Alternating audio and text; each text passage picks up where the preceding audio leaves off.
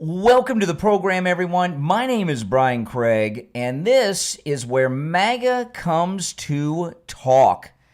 And we've got so much to cover on today's program. Holy smokes. This is really an amazing day. Trump is winning on all fronts. He practically brought down Putin in Russia yesterday. I'm going to get into that in a little bit. But there have been multiple meltdowns from the Democrats in less than the last 24 hours. And I'm going to cover some of that, and we're going to talk about it. A lot has happened, and it's all good if you love America and love Trump. If you're a Democrat and you hate America, well, it wasn't a good day for you. But the Democrat Party not only is fading away, they're not fading away with honor, they're collapsing with hysterical bizarreness happening, including the town hall meeting with Bernie Sanders and AOC on CNN, which we're going to go through. But Nancy Pelosi, the Democrats, the reason they're collapsing is because of President Trump. And it's in when President Trump came down the escalator and he created this new brand of the media, fake news. We called them MSM, mainstream media. That was the hashtag on Twitter back in those days. But when President Trump labeled them and branded them fake news, that stuck. And in the over 10 years since he created that brand, the Democrats are in their final days of existence as a major political party. And I would argue they're not a major political party anymore. They're very fringe, third party-ish in their size, influence, and everything else. But the Democrats were able to maintain an illusion for the last half century that they were all these things because they had the media on their side, and the media was doing their bidding. And when President Trump labeled the media fake news, slowly over time, the Democrats lost their propaganda tool, the fake news media, the mainstream media. And that's why they're in the situation they are in today. They've just completely lost it. They are actually almost like deposed, a deposed government, right? That's not living in exile. It's like, in their view, this is how the Democrat leadership is viewing this, the Nancy Pelosi's. This is how, and they've done a lot of damage to themselves. One of the things they did, the Democrats, that was the beginning of the end, is back in the Democrat primaries when Hillary was running in 2015, is they allowed Bernie Sanders, who's a Democratic socialist, not a Democrat, to participate in the Democrat debates and at the nominating convention. And they turned their own party into this Democratic Socialist Party. And it doesn't matter if Zohran wins. He had a disastrous thing yesterday, too, on Fox, which I want to share with you. But it doesn't matter if Zohran wins New York City, which everyone predicts that he will. It's over for him. It's over. And allowing Democratic Socialists into their party as Democrats, that factored into. And that's part of what's destroyed the Democrat Party and put them in the position they're in today.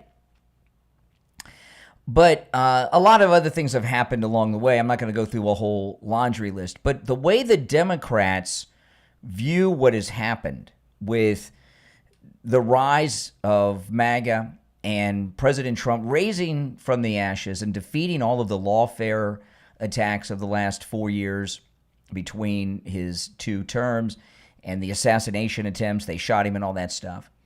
The way, and now he's in the White House again, and not only is MAGA popular, it's growing and growing each and every day. So what I'm about to tell you is how Nancy Pelosi and the Democrats view what has happened. Okay? Don't misunderstand. They believe, the Democrats, the Democrat establishment, and this may even be true of the Republican establishment, the Bush Republicans, they believe that the United States is currently occupied by lawless people that have no business being in power, and that they and the way they're reacting is as if they're a government who's been overthrown by an invading force from another country. That's how they're acting, and they've lost it. Except for, well, there's one that hasn't. So let me just go into this. So AOC just had a complete meltdown yesterday. This is in the Gateway Pundit, and I'll play the video in just a moment. If you're watching on the live stream with the green behind me, to see and hear all the audio and video that I share, go to my main stream, which is linked in the description of that video. Nancy Pelosi, this is in the Gateway Pundit. Nancy Pelosi was confronted on the steps of the U.S. Capitol. She didn't take it too well. The former U.S. Speaker of the House lost it and started screaming. Lindell TV reporter Allison Steinberg, Lindell TV of course, Mike Lindell. Lindell TV reporter Allison Steinberg asked Pelosi why she refused to call in the National Guard on January 6th. And Pelosi started screaming, "Shut up." Watch this. This is nuts. Capitol steps, Pelosi's here, surrounded by reporters. Congresswoman Pelosi, are you at all concerned that the new January 6th committee will find you liable for that day? Are you at all concerned about the new January 6th committee finding you liable for that day? Why did you refuse the National Guard on January 6th? Shut up. Shut up. That is a breakdown. That day, why did you refuse the National Guard on January 6th? Shut up. I did not refuse the National Guard. The president didn't send it. Why are you coming here with Republican talking points as if you're a serious journalist? The American people want to know. We still have questions. Thank you. Congresswoman. You know, when you're in a position like hers and you're pointing your old, wrinkled up, creepy finger and yelling "shut up" at a young 20-something reporter, you're in a panic attack. She is in her entire world. Plus, she's got all these problems with her husband and all these adventures that he's been on. So things aren't going well at home for her for quite some time, I imagine. But when you have a breakdown like that publicly with a reporter, that means all of your world has come apart. And everything that she's been a part of and worked for her entire life has been for nothing. And she's completely lost her mind. Congresswoman Pelosi, are you at all concerned that the new January 6th committee will find you liable for that day? Are you at all concerned about the new January 6th committee finding you liable for that day? Why did you refuse the National Guard on January 6th? Shut up. I did not refuse the National Guard. The president didn't send it. Why are you coming here with Republican talking points as if you're a serious journalist? The American people want to know. We still have questions. Thank you. And then she turns around and she's smiling. She's happy because she knows she's got it. She's got it. Oh my goodness. Look at that still picture of Nancy Pelosi. Oh my goodness. I'll tell you what, though, her denture stayed in place, right? Her teeth didn't slip and her teeth didn't come out, so that's good. But she's lost it. And she's lost it because it's over for the Democrats. And, elections happen and, there's one party in power and another party not in power. But see, this is different. And this is one of the reasons I talk a lot about how I'll never disagree with President Trump, not just because he's earned that. He has, with everything he's gone through for us in this country. President Trump, when he left office the first time, they tried to get him to form a third party, a MAGA party. And President Trump said no. He says, I'm going to take back the Republican Party and make it a real conservative party. And they laughed at him. They didn't think he would do it. And here he is. He's done it. And what we're in Victor Davis Hanson pointed this out a few weeks ago on his program. You guys know Victor Davis Hanson. He's probably one of the most brilliant conservative thinkers in history. And certainly, I would say Victor Davis Hanson is probably the greatest conservative thinker alive today. He's brilliant. And he was talking about how this is a counter revolution that we're going through right now with the MAGA movement. Trump is the leader of a counter revolution. And I agree with that. You know, the radical Democrats really have been running the country for 100 years. It started with Woodrow Wilson when the socialists came to power and all these things they did. You know, Woodrow Wilson brought us the income tax. FDR, he brought in more socialism with, using the Depression as a cover for that. Lyndon Johnson brought us the Great Society, which just was devastating to this country in so many ways and took us towards the path of socialism.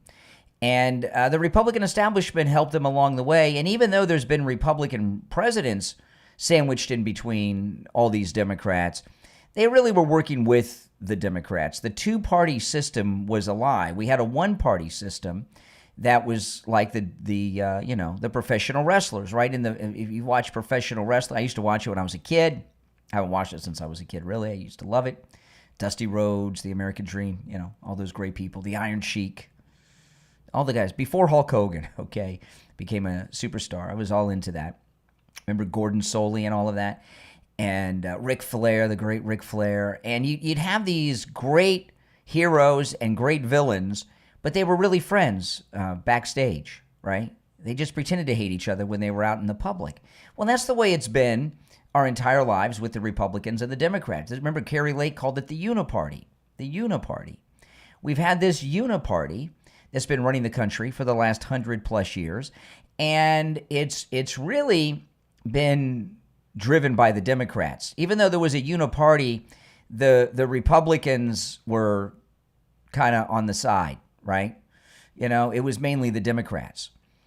And they've had this gimmick going for a long, long time. And the beginning of the end actually for them began with the Tea Party. And, I remember when the Tea Party, which fell apart because the Republican establishment destroyed it, but the Tea Party didn't have a leader like we have with Trump, right, in the MAGA movement.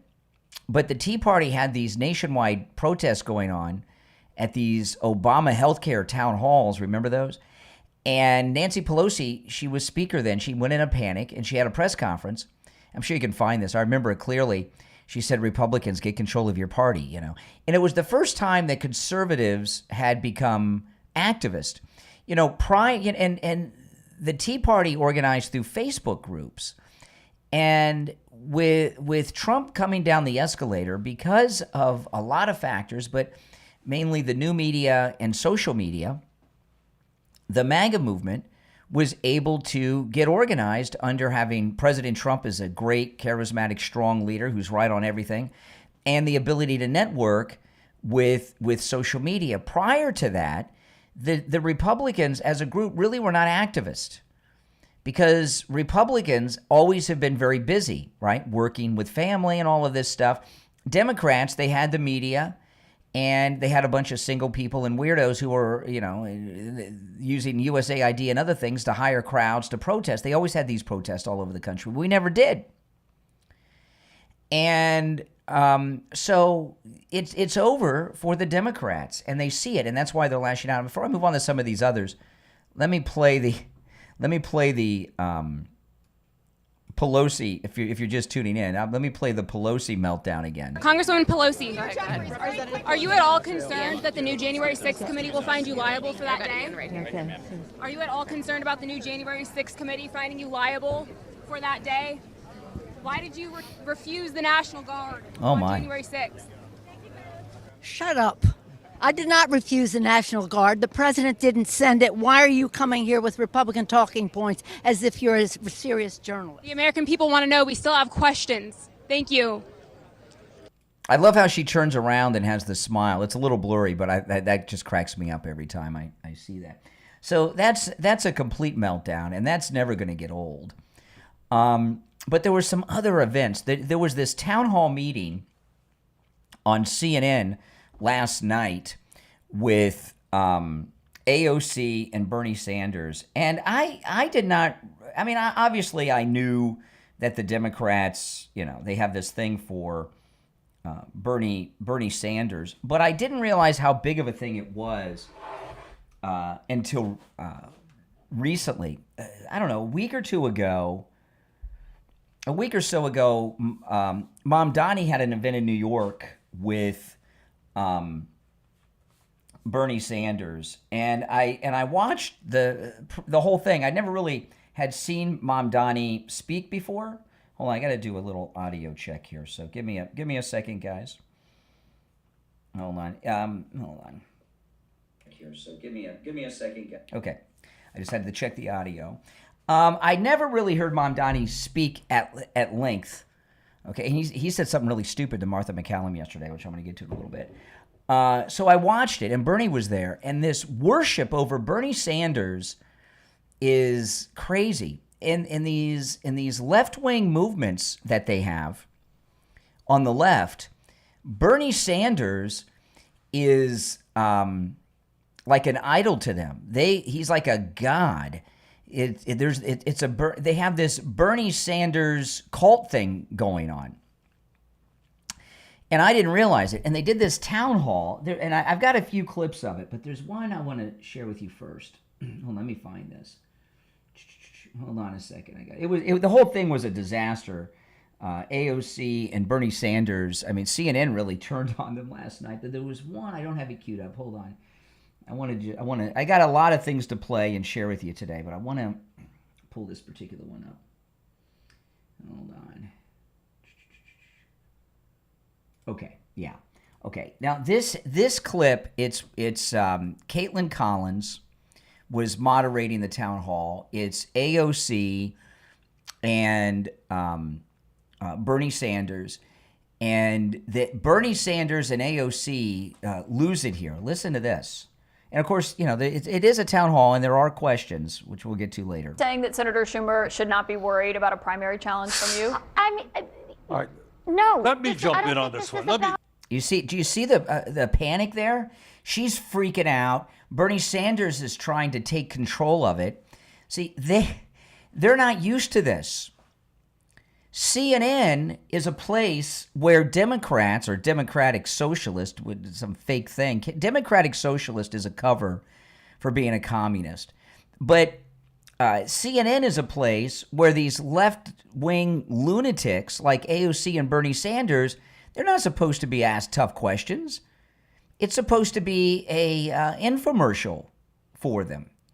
They're not accustomed to being asked tough questions on their friendly media. And this is one of the things, AOC is, in her mind, is going to be president one day. But the first step she's trying to take is to become a senator. She thinks that's the path. And I know that seems like a good path for her, but there's no good path for her to be president. She's a nut. But she wants to take out, in the primaries, Schumer and get the nomination from him. And everyone's been talking about this for weeks, months, years. It's been going on. But you're not supposed to ask her about that if she's on CNN. And Caitlin Collins did, and Bernie and AOC freak out. By the way, if you're new to the program, my name is Brian Craig. This is where MAGA comes to talk.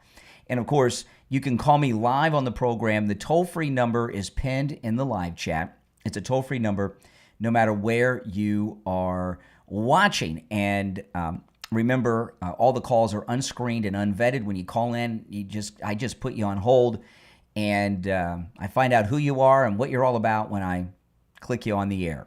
All right, so let's get back to this. And the number, it is pinned in the live chat. It's 888-465-2631. 888-465-2631. All right, so let me play the whole clip. Saying that Senator Schumer should not be worried about a primary challenge from you? I mean, All right. no. Let me jump in on this one. this is, see, This is what we're Caitlin, talking about. that's exactly what we're talking This is what we're You have a talking country about. that is falling apart. We had a housing crisis, a healthcare crisis, an education crisis, massive income and wealth inequality. Now, keep in mind, all three of these people on stage are multi-millionaires, okay? Now, they're all millionaires, even Caitlin Collins and AOC, right? And they're talking about the rich. But you can see, you see the panic? If you're on hold, hang in there. You see the panic with Bernie and her? This was not supposed to be asked. And they're trying to shift, and they're throwing out what I would call them shiny keys to the left. The rich, the oligarchs and all this stuff. The shiny keys to the left to forget what Caitlin Collins just asked. Saying that Senator Schumer should not be worried about a primary challenge from you? All right. No. Let me jump in on this one. This is, see, This is what we're Caitlin, talking about. that's exactly what we're talking This is what we're You have a talking about. country that is falling apart.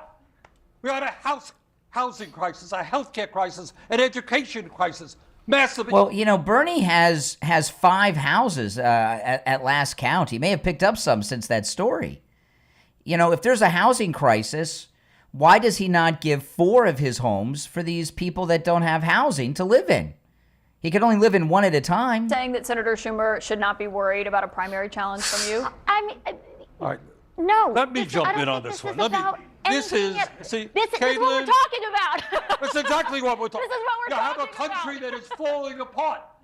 We had a housing crisis, a healthcare crisis, an education crisis, massive income and wealth inequality, a corrupt campaign finance system, and the media says, "Oh, you're going to run. What are you going to run for?" Nobody cares. She'll run more towards Nobody cares. It's the House Speaker and President Trump and the Vice President saying it. All right. Pardon? Well, of course, they're saying it to deflect attention away from the real issues. Exactly. And here, let me tell you what the real issue is.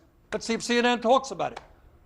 We're living in the richest country in the history of the world. Saying that Senator Yeah, see, they're going back to that communist stuff to distract because they're not supposed to be talking about that openly. And that you can tell they're both panicked about it. Why they're panicked, I don't quite get. Because everyone is talking about this. I'm not exactly sure why they're so panicked about asking her about a primary challenge to Schumer. I don't know. Maybe they want to make but it's a definite confirmation that she's making that move, right? All right, so here's another clip. This was a CNN town hall last night with AOC and Bernie Sanders. Listen to this.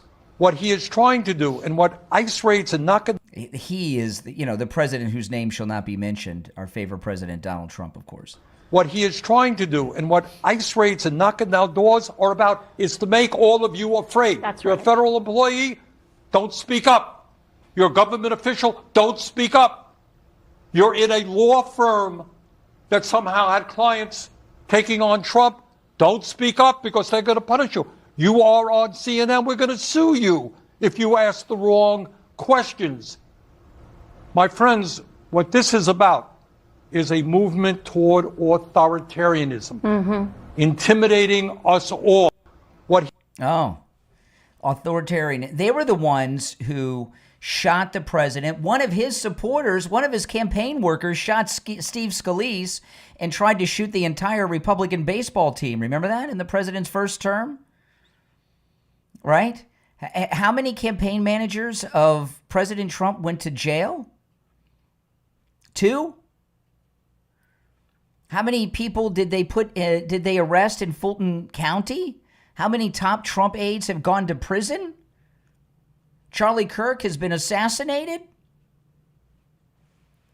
So I think the oppressors are on the left. What he is trying to do and what ICE raids and knocking down doors are about is to make all of you afraid. That's right. People were afraid in this country in the last 4 years. They broke into the president's home. They shot him. They tried to shoot him again. They arrested him multiple times, putting people that worked for him in prison for no reason other than they don't like him. They did all these things. And people being afraid that this country had turned into East Germany was a very realistic fear. And I've got news for you.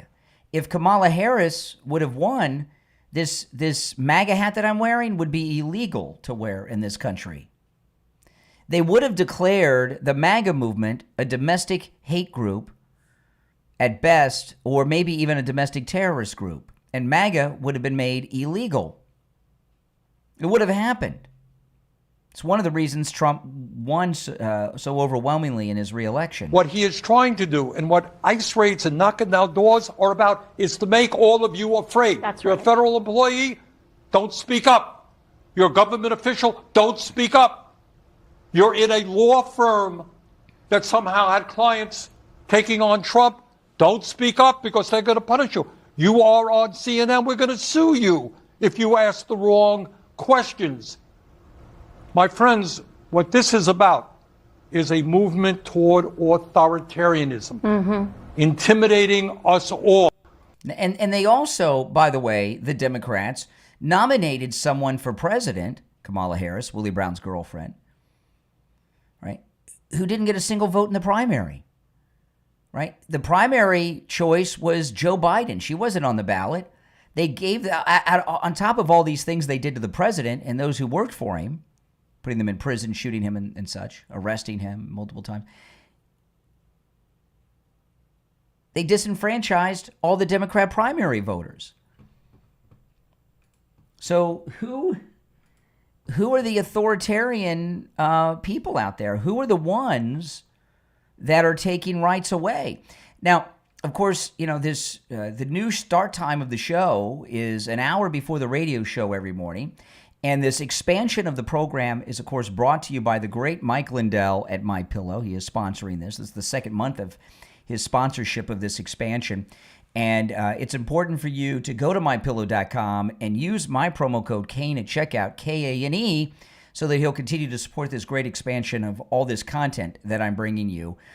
You can use my promo code Kane at checkout, Kane, on all the specials at MyPillow.com. But let's listen to Mike Lindell himself. We'll be right back. I'm excited to announce that we're having our biggest 3-in-1 sale ever with a limited edition product, a back-in-stock special, and a closeout deal you won't find anywhere else. So go to MyPillow.com or call the number on your screen. Use your promo code to get our MyPillow bed sheets, only $29.88. Any color, any style, any size, even kings, regular $119.98. Only $29.88. Once they're gone for good. How about our My Towels? They're finally back in stock, but not for long. Get a 6-piece My Towel set, regular $69.98, now only $39.98. And for the first time and the only time ever, get our limited edition premium My Pillows. They're made with Giza cotton and designer gusset. Queen $17.98, Kings only $19.98. So go to MyPillow.com or call the number on your screen. Use your promo code to get the best offers ever. Quantities are extremely limited, so order now. All right, we are back. Thanks so much. And please support Mike Lindell, promo code Kane at checkout. So the Democrats just completely lost it. Coming up in a bit, I will get to something. President Trump did a major takedown of Putin yesterday, a huge takedown, and it is the beginning of the end of the Russian economy and ability to wage war. I'm going to get to that in a little bit. I'll take some of the calls now. If you'd like to call in, the number is 888-465-2631. You're on the air. What's your name? Where are you calling from? Hey, good morning, Brian. Hey, Nick. What's up? I'm watching your program. That Pelosi clip was great. Oh, my goodness. I know. It's insane. She's really lost it. She lied. Mm-hmm. I know. The president, and I didn't know this, the president can't order the National Guard, get them ready, but it's up to her because she's in charge of the security of the Capitol. That's right. Yeah, I know. She lied, telling a reporter to shut up. Mm-hmm. You know, if she wasn't lying, she wouldn't be so hysterical. That's how people react when they've been caught. Of course, and her body language as well. You're right, exactly right. Thank you for the program. This is just well, I appreciate it. marvelous. I appreciate it. By the way, all of you that are joining me early for the early show, I do appreciate this. This is the new showtime. Oh, I do it every morning. Yeah. I just don't call every day. I just, you know. But the thing is that play that Pelosi clip again. Oh, I'm going to be playing that throughout the show today. Don't worry. Don't worry. I hope you play for Steve, too. Oh, I'll play for everybody. Don't you worry. All right, Nick, take care. Yeah, I'll play it again. We'll take some requests. I'll keep this one queued up. We'll play it again in between different topics. This is complete insanity. A young 20-something reporter from Mike Lindell's Lindell TV caught Nancy Pelosi wearing a green velvet pantsuit on the Capitol, and Nancy Pelosi lost it. Congresswoman Pelosi, are you at all concerned that the new January 6th committee will find you liable for that day? Are you at all concerned about the new January 6th committee finding you liable for that day? Why did you refuse the National Guard on January 6th? Shut up. I did not refuse the National Guard. The president didn't send it. Why are you coming here with Republican talking points as if you're a serious journalist? The American people want to know. We still have questions. Thank you. I wish it was better resolution when she turns around, the reporter, because she's grinning ear to ear because she knows she got her, and she's got something good. Oh my goodness! You know, that's how the media should always be, and if they were, things would, you know, be much better in this country. But they're all in bed. You know, I was talking yesterday on the morning show. I mentioned something, and this came to me, I don't know, a couple years ago when I found out Brett Baer had bought a $34 million house or something in Palm Beach up the street from Mar-a-Lago. They pay these people in the mainstream media millions of dollars a year. They've all made deals with the devil so they can control them and get them to do their bidding. That's it. All right, let's go back to the phones. You're on the air. What's your name? Where are you calling from? Calling from California. Hey, California. Hey, thank you so much for doing these shows so early. I know you've been working so hard and providing so much content. Thank you. I really do appreciate it. Thank you. Well, and thank Mike Lindell, too, with the promo code Kane, because he's supporting it. I will. I'm gonna get the 3-for-1, the one with the sheets. Oh, you'll love it. I have all those. Yeah, I'm gonna get those for Christmas gifts. Did you see how aggressive Nancy was with that finger of hers? Oh, and her finger is huge too. Her finger's huge. I guess all the arthritis and everything. She was so aggressive. I thought she was going to end up hitting her. She came close. She had Secret Service with her. If a Secret Service protectee attacks someone, what does the Secret Service do? I have no idea. You can't defend yourself. They're under Secret Service protection. You know, it's so wonderful to see that whole party falling apart. Yes. With SCOTUS. Oh, yes. And like the hearing yesterday. Oh, that was great. If that comes through the way that I believe it should, and obviously like a bunch of other people believe it should, we could end up getting like 20-something seats. At least, maybe 30. And I think that's absolutely amazing. And I don't know if this is true or not, but do you recall when Nancy was in a car saying something about taking responsibilities and her daughter was filming her on January 6th? Well, it wasn't just that her daughter was filming her. Nancy Pelosi's daughter is a documentary filmmaker. And on January 6th, just coincidentally, of course, Nancy Pelosi's daughter was with her entire documentary film crew. So it wasn't just like she was on her iPhone catching mom. She was making a move. Why would she be there with her whole crew? That's expensive.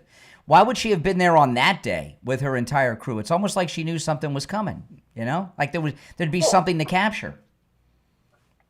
Well, yeah, but I also heard that potentially the guy that was holding the microphone when that was all going on was the same guy that ended up breaking into the house.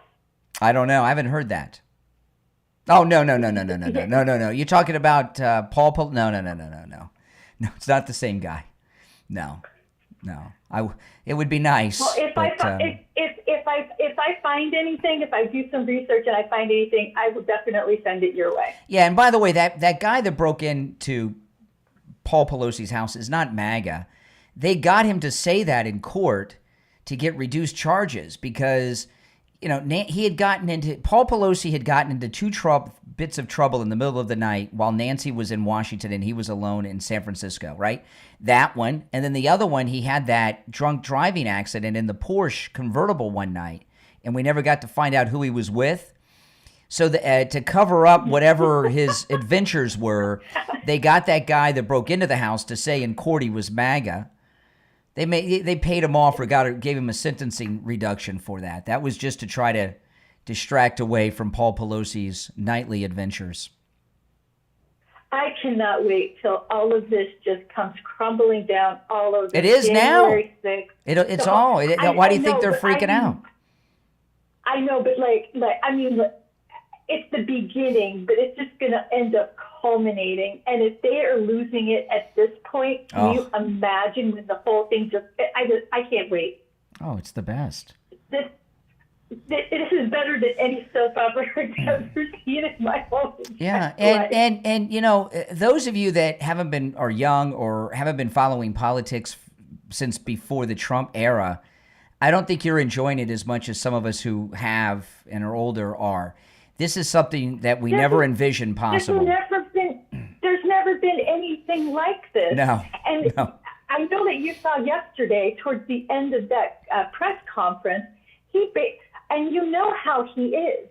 You know how he is with his wife, and he was saying how they were going after his son and saying that he was going to spend the rest of his life in jail.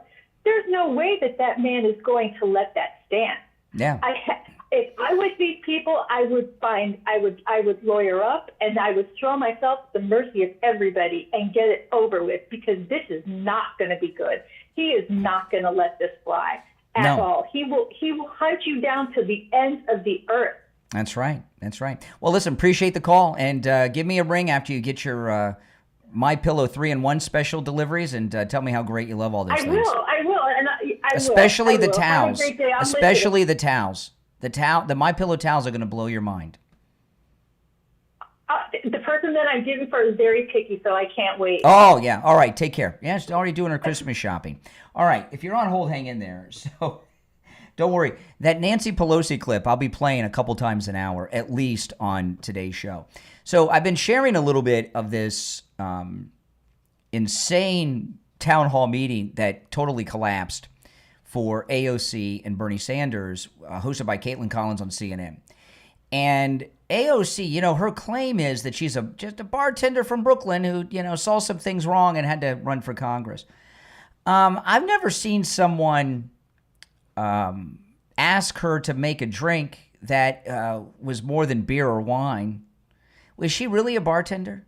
I would like to have seen her make a drink that involves multiple alcohols and see if she really is a bartender or if she just poured some beer and wine. I remember when she was running for Congress the first time, the New York Post had interviewed one of the waitresses that worked at that bar that AOC worked at in New York.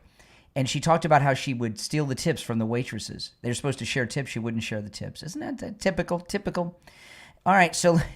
But anyway, her claim to fame is she's a bartender. She saw some things wrong in New York, and she says, I got to run to Congress, got to run for Congress and take care of this stuff. Total BS story right out of Central Casting. Well, this event on CNN was a town hall where they took questions. And like that meltdown earlier, which I'll play again later for those that missed it. Usually when Democrats do a town hall, they're heavily organized screen. A lot of times they're actors or friends of theirs, and they ask friendly questions. This is not what happened last night. They actually, CNN went to a bartender, a real bartender, not AOC, a real bartender, to ask a question of Bernie Sanders and fake bartender AOC. Listen. My American dream has turned into a nightmare. My family was only days away from closing on a USDA loan for our dream home.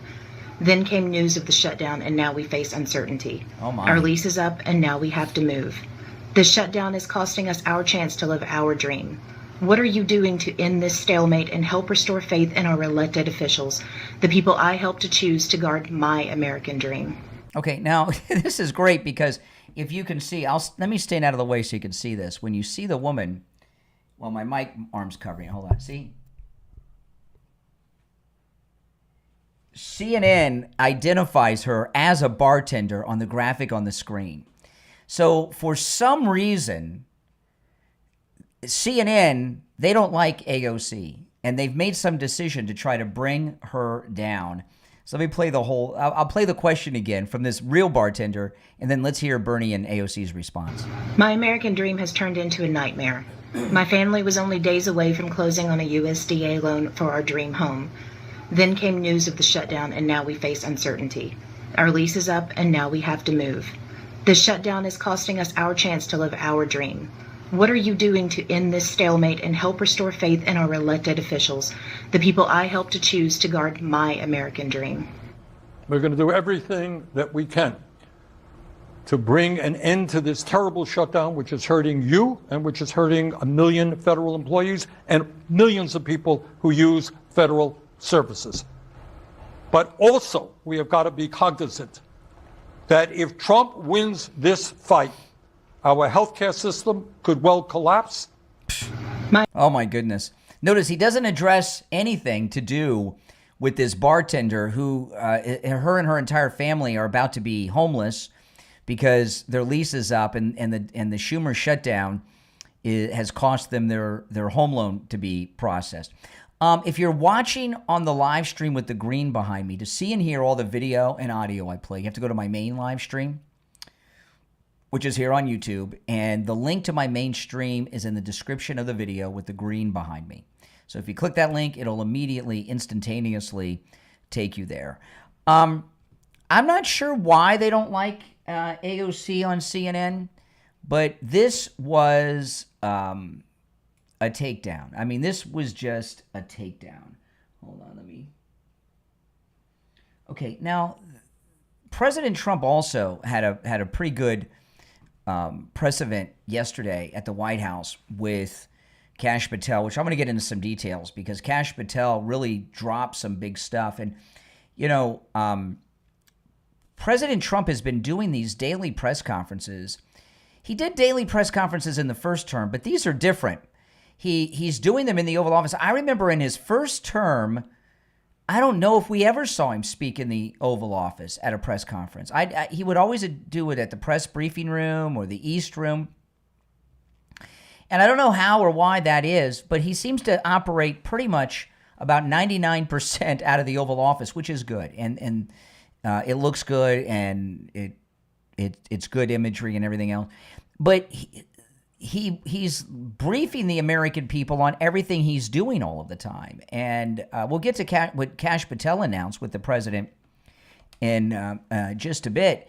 But these White House Oval Office press conferences, I catch them live any moment that it's possible for me, and if I miss it, I go back and watch it in its entirety because they're always full of gems. And I've got some clips of that I'm going to sprinkle in too. You're on the air. What's your name? Where are you calling from? Good morning. Hey, this is Doc from Texas. How are you? All right, Texas. What's on your mind? Hey, I was just looking at YouTube just now, excuse me, and I saw you saying that Trump has stopped the Ukraine war and he has stopped Putin. Mm-hmm. Trump cannot stop Putin. Putin is way smarter than Trump. Trump, when it comes to Putin, Trump is basically dumb because Putin is so much smarter than Trump. And that's all I'm going to say. Well, then tell me, okay, since you know so much, what is the major source of money for Putin's government to fund their war against Ukraine? Oil. Oil, that's correct. Yesterday at the White House, I'm going to play some clips of that press conference. In the White House Oval Office press conference yesterday, he talked about, and I predicted this a couple days ago on the program, guys. I told you this when he was in Egypt. He talked to the Prime Minister of India, who he's friends with. India has like 1 billion people in it. They have been buying. They have been buying all the Russian oil. Them in China. And India is suspending purchasing any oil from Russia. any oil from Okay. Russia. They're going to have a 100% oil embargo against Russia. This nation of 1 billion people, India, that is such a financial blow. And, you know, money makes the world go round. And President Trump understands that. So that is going to make it impossible for him to wage war. China's going to be next. You know, he put we got the announcement yesterday from India. You know, he put this 100% tariff on China. The reason he did that is as a bargaining chip. He's gonna do away with that in exchange for them also having an embargo against Russian oil. And that is going to end. I know you're upset about this and your liberal friends, but Putin's going to be forced to end that war because he's not going to have any money. Okay, one more thing, then I'm going to let you go. Well, wait a minute. No, wait a minute. I gave you a very detailed response to what you called in about. You have nothing to say? Are you that vacuous of reasoning? I said what I had to say. I said what I had to say. This one thing, and I'm going to let you go. How's your wife doing, man? My wife's doing well. Thank you for asking. All right. I appreciate the call. I mean, come on, guys. See, he didn't want to hear the truth. He called in about Putin, Trump, Ukraine, and Russia. I explained to him everything about it, and he doesn't want to hear it. Now, this is a follow-up. President Trump's talking about this is a follow-up to and an update from something I talked about on the program yesterday. Here's the president in the Oval Office yesterday. You can see that's Kash Patel's shoulder behind him. By the way, if you're watching on the live stream with the green behind me, if you go to my main YouTube live stream, you can see and hear all the audio and video that I share. There's a link in the description of that video. It'll instantaneously take you there. If you'd like to call in, the number is pinned in the live chat. It's toll-free wherever you are watching from, 888-465-2631. All right, here's President. He's talking about the World Cup in Boston here, the president. This is yesterday. You, and then I also have a question for Director Patel. I know you talked about having some distaste for Boston recently. Is this one of the cities that you might be looking into, and can you give us a hint about other cities that you might be? You're saying for where? For where? For Boston. Yeah, well, Boston has a bad mayor who at least is a reasonable IQ person. You know, most of them are low IQ. But, and they're so bad. I mean, what's going on in Chicago is just, you'd think the guy would say, hey, look, we have a problem, Mr. President. Could you come in and straighten it out? We could have that done in a month if we had their cooperation. It's going to be done anyway, but we could have it done in a month. Yeah, Boston, she's got 4 areas that are, wrong. And, somebody said, would we think about taking the World Cup away from Boston if they don't straighten it out? And the answer is yes, we have the right to do that with FIFA. So if we think that L.A. is going to be bad, or we think that applies a little bit to the Olympics too, but we'll talk about FIFA first. FIFA is very hot. If we think there's any reason that, whether it's Boston or anywhere else, that they're not doing their job, we're going to take those World Cup games and move them someplace else. Thank you. And then Director Patel. Okay, I mean, that's, so that's 2 days in a row he's mentioned that.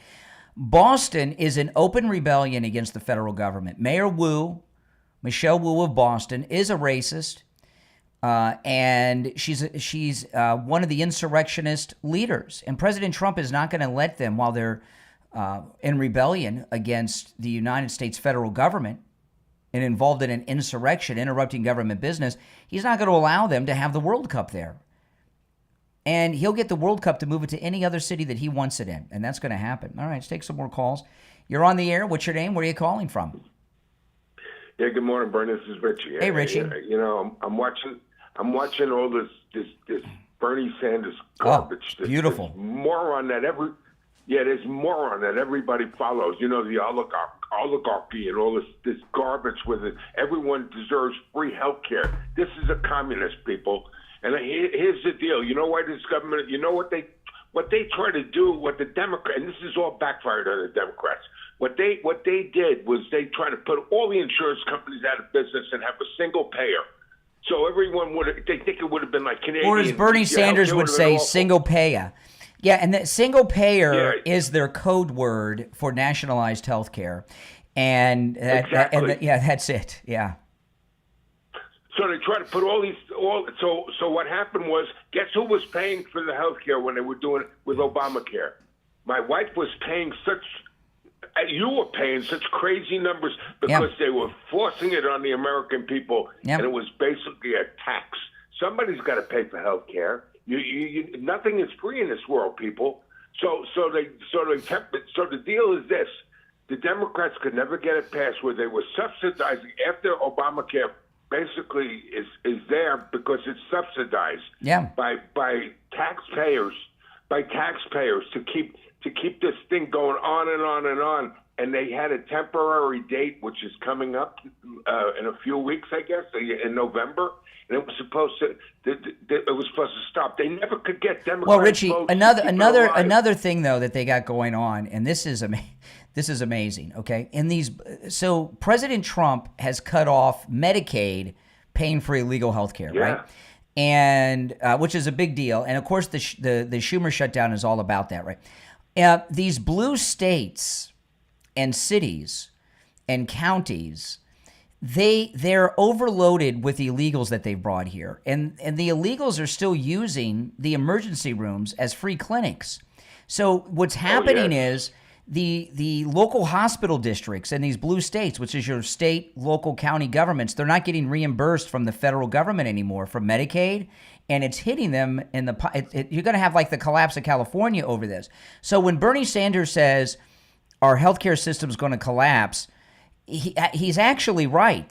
Not you or I, the healthcare system in these blue states that's been getting reimbursed for the illegal free stuff in the emergency rooms through Medicaid. And the collapse that's why the Democrats are in a panic over this shutdown, because all of these blue counties and states are going to go into financial collapse because of the illegals and not getting reimbursed on the Medicaid anymore. It's a big deal.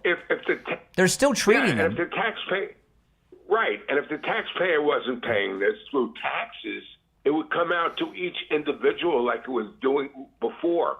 See, we don't know what our tax dollars go to. We just pay our income tax. Mm-hmm. But the bottom line is, when you were paying those premiums, you knew exactly what you were paying for your own personal health care, which was outrageous. So this whole thing is that's why I don't have insurance. That's why I don't have insurance now, is because of that. And I'm uninsured by choice. It's just I would have to pay over $10,000 a year before I got one penny of coverage. And I got to tell you, I got 2 days ago, I got in the mail the notice from my homeowner's insurance company on what my premium is going to be this coming year. The premium for this year is due. So they sent me the notice. I'm not going to tell you guys how much it is, but it's more than I used to make in a year when I first started in broadcasting. A lot more than I used to make in a year. And I almost didn't open it, and I threw it in the garbage. Because I didn't want to know, and I said, hey, no, I better open that just in case there's some notice from the insurance company, and it's a lot of money on top of my property taxes and my income taxes and my payroll taxes, and then I got to find money to live on and support my family. People don't know. I mean, it's and they want to raise taxes on people. The Democrats, they're out of their minds.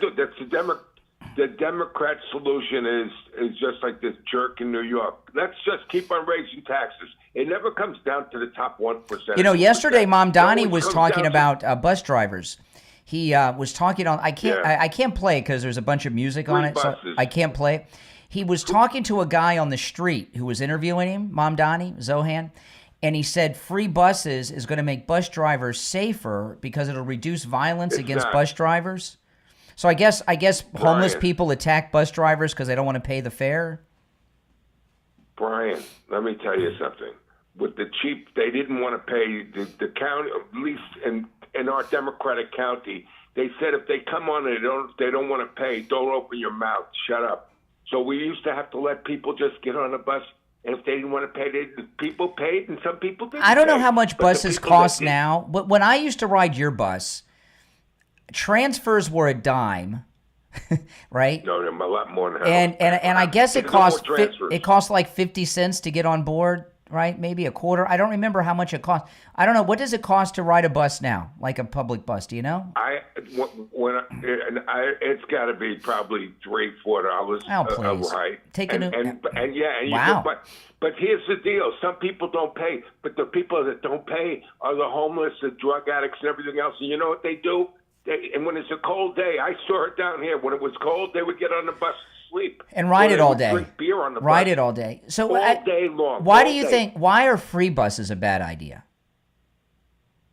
Because you're just going to have all the homeless and all the disgusting. They'll turn into homeless shelters. Is what they'll be homeless shelters. Rolling homeless shelters and drug shelters. Rolling crack houses. Rolling crack houses.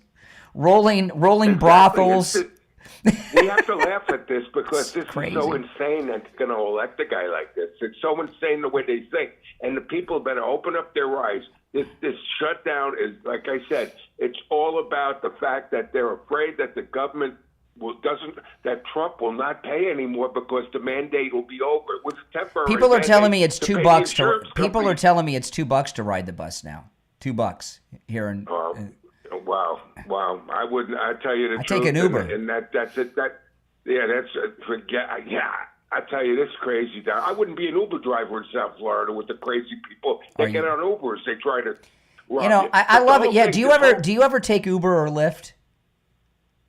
No, my friend drove one out in Salt Lake, and he never had bad passengers. But I certainly wouldn't do one down here. I've taken it a few times. I take it from time to time, right? Not too often. But a lot of times you get into an Uber or a Lyft, and the driver has all these cameras stuck to the windshield, filming everything inside the car from every angle to protect themselves. You know what I mean? It's a scary way to make a living being an Uber driver. I'd rather deliver food if I had to. Uber Eats. At least you drop the food off and take a picture. But not for nothing. But this whole healthcare thing is a scam on the American people. They finally got caught with their pants down. That's right. They don't know what to do. You're 100% right. And these emergency rooms are going. The hospitals are going broke because they're not being paid. Because these people don't pay, and we pay. Yeah. And it's in time we stop. That's right. Listen, I gotta run, Richie. We'll talk later. Okay. Now, of course, the new start time of the program is an hour earlier than normal. And, of course, this expansion of the program is brought to you by the great Mike Lindell of MyPillow.com. So make sure you go to MyPillow.com and use my promo code KANE at checkout, KANE, and let Mike Lindell know that his support of the program is money well spent. We'll be right back. I'm excited to announce that we're having our biggest 3-in-1 sale ever with a limited edition product, a back-in-stock special, and a closeout deal you won't find anywhere else. So go to MyPillow.com or call the number on your screen. Use your promo code to get our MyPillow bed sheets, only $29.88. Any color, any style, any size, even kings, regular $119.98. Only $29.88. Once they're gone for good. How about our My Towels? They're finally back in stock, but not for long. Get a 6-piece My Towel set, regular $69.98, now only $39.98. And for the first time and the only time ever, get our limited edition premium My Pillows. They're made with Giza cotton and designer gusset. Queen $17.98, Kings only $19.98. So go to mypillow.com or call the number on your screen. Use your promo code to get the best offers ever. Quantities are extremely limited, so order now. All right, we're back. All right, let's take some more calls. I'm Brian. This is Where MAGA Comes to Talk. You're on the air. What's your name? Where are you calling from? This is Mike from Louisiana. Oh, hey, Mike. What's up? I haven't seen them, CNN, try to take somebody down like they did with AOC since I believe they did it with Kamala Harris, I believe. And that's the thing. At one time, when she first got elected, they were saying, oh, this woman's going to be a president someday. Yeah. How far has she fallen? I know, right? I know. I mean, when you have Caitlin, when you're a Democratic socialist and you have Caitlin Collins on CNN taking you down and having bartenders ask questions at CNN town halls to humiliate you, they're after you. They are after her, and that's the thing. And look, we know that she's got nothing upstairs. look from one side of her head to the other Yeah. side of her head through her ears. She's not smart, okay? No. And so, but again, this is a woman at one point they thought she was going to be president. That's right. All right. Appreciate the call, Mike. Remember that video she made a couple years back when she didn't know how to use a garbage disposal? Now, listen to this. This is Jimmy Kimmel. He's talking about Portland. Antifa is just short for anti-fascist. It's not a club you can join. There are no membership dues, but they have matching signs. Okay, well, I guess we better round up these domestic terrorists, too. Oh, my goodness. They look pretty matching to me. Listen. Domestic terrorist. You know, we're the one who our number 2 guy in our whole movement was just assassinated by a leftist, but he calls us domestic terrorists. This talking point they have that Antifa doesn't exist. I mean, that is the textbook dictionary definition of gaslighting. Telling you something that's not true, trying to convince you something that is not true is true. That's 100% textbook definition of gaslighting. Antifa is just short for anti-fascist. It's not a club you can join. There are no membership dues, but they have matching signs. Okay, well, I guess we better round up these domestic terrorists, too. What a monster. They look pretty matching to me. Listen, I'm going to tell you this. Spread it around. There's no chaos in Portland. None. Oh, there my is goodness. no chaos in Chicago. There was no chaos in Los Angeles. They're pretending there's chaos as a pretense for a military takeover. But I'm open-minded. If there is chaos in these cities Trump calls hellholes, let's see it and decide if something needs to be done about it. Really? There's no chaos in Chicago?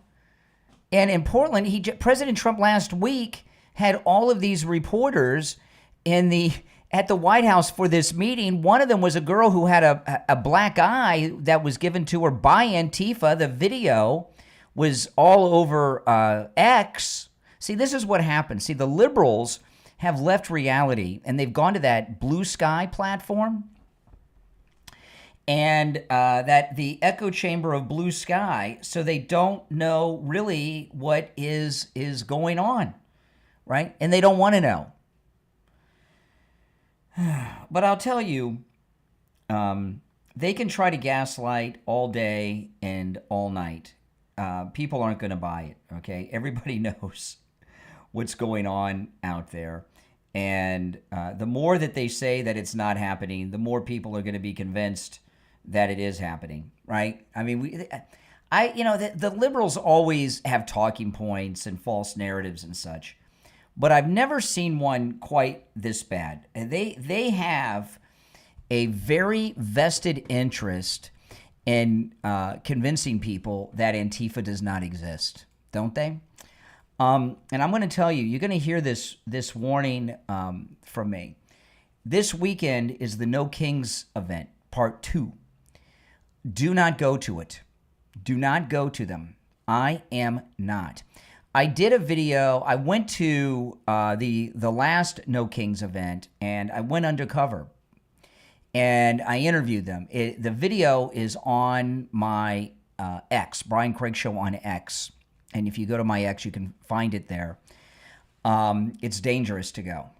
It is dangerous to go, and the main purpose of this No Kings event they're doing this weekend is to try to get MAGA people to go there and cause a ruckus. They want a ruckus. They want an incident. And you do not want to go. I am not going. You should not go either. All right? It is it's a honey trap. It's a roach motel. It's a bear trap. It's exactly what it is. So don't fall for it. And I mean, in the end, I'm expecting it to be filled with a lot of Antifas, depending on which one you're at, because the Democrats are spending so much time defending Antifa. All right, hold on. I'm just hearing from Mike at the radio station. Okay. He's telling me what time we're going to be live. We're going to be live in about 90 seconds. Hold on. I got to get a couple things together for the show. Hold on.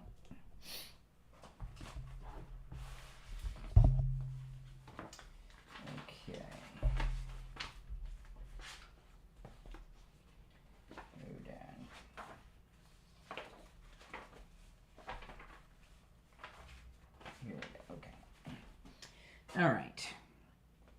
All right. If you're on hold, hang in there. And if you'd like to call in, the number is pinned in the live chat. We'll be on in just over a minute. The radio show will start. Then I'll do an intro and everything else. And I'm going to lead with the Pelosi video.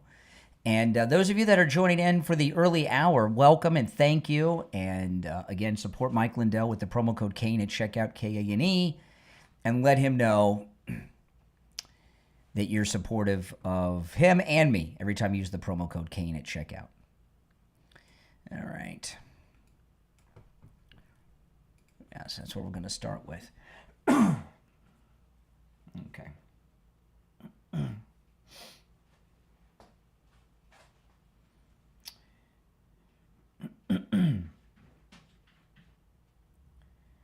right.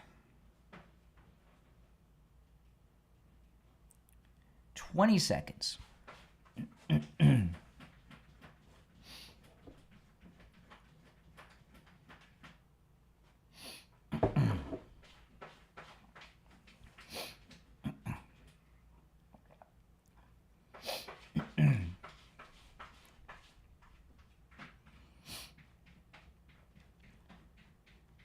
Welcome, everyone. My name is Brian Craig. You are listening to Florida's longest-running radio show, The Steve Kane Show, on the radio since 1977, celebrating 49 years on the radio. It is Thursday, October 16th. I cannot believe it is Thursday already this week, and it is the week of winning. I'm here to tell you, we got a lot to cover on the program, and I'm going to start, in the pre-show, which started over an hour ago, on my YouTube channel, Brian Craig Show. I was talking, and there was a nationwide breakdown of the Democrat Party yesterday. The Democrat Party yesterday had just a complete breakdown from some of their most high-profile people, and they did a lot of damage to themselves. Nancy Pelosi, Bernie Sanders, AOC, and Zohran Mamdani. All four of them, devastating moments yesterday, and I'm going to go through them all and a whole bunch more. We got a lot to cover. If you're on hold, stand by. My name is Brian Craig. This is The Steve Kane Show, the longest-running radio show in the state of Florida, and, of course, where MAGA comes to talk. Our number is toll-free, 1-888-465-2631, 888-465-2631. Let's start with Nancy Pelosi. This is amazing and beautiful and lovely and never gets old, and I will be playing this at least once an hour on the program today. At least, maybe multiple times an hour. Maybe after out of every break. Maybe I'll play it out of every break. Going into and out of every break. The former mainstream fake news media, nobody pays attention to them anymore, and the new media has grown, to leaps and bounds. And the Washington press corps is now filled with real people, real journalists, real reporters asking the real questions. And here's a young reporter, I don't know her name, from Lindell TV. And Lindell TV, of course, is Mike Lindell's online news organization, Lindell TV. This is a reporter from Lindell TV. Nancy Pelosi is walking down the Capitol steps to her car from a building, which is insane to me. I don't know why she's, Nancy Pelosi's, she gets surrounded by the press. This reporter of Mike Lindell's asks her, I'm not going to tell you what the question is. I'm just going to play it. Asks her a question. Nancy Pelosi loses it. When you hear her get confrontational with this girl, she's walking away, being held up by her Secret Service agent. She's holding on to one of her Secret Service agents. She stops walking. The reporter is behind Nancy Pelosi, asking her these questions. And then she asked one question that just totally sets Nancy Pelosi off. And the Dragon Lady came out. She got a burst of adrenaline. She was so upset. And even though she's well beyond the menopause years, the hormones got to her, and she had a hysterical attack. And she stops in her tracks, Nancy Pelosi, turns around, and takes her shriveled up finger and points it in the face of this reporter of Mike Lindell's. Listen. Congresswoman Pelosi, are you at all concerned that the new January 6th committee will find you liable for that day? Are you at all concerned about the new January 6th committee finding you liable for that day? Why did you refuse the National Guard on January 6th? Shut up. You hear that? Shut up. And now when she says that, she has her finger in this girl's face. Shut up. Oh, my goodness. I've never seen Nancy Pelosi like this before. This never gets old. Let me start it over. We'll play the whole thing now. Congresswoman Pelosi, are you at all concerned that the new January 6th committee will find you liable for that day? Are you at all concerned about the new January 6th committee finding you liable for that day? Why did you refuse the National Guard on January 6th? Shut up. I did not refuse the National Guard. The president didn't send it. Why are you coming here with Republican talking points as if you're a serious journalist? The American people want to know. We still have questions. Thank you. And then the reporter turns around and she's grinning ear to ear because she knows she asked the right question. She's triggering the Dragon Lady. When somebody says shut up, you're in a whole new place.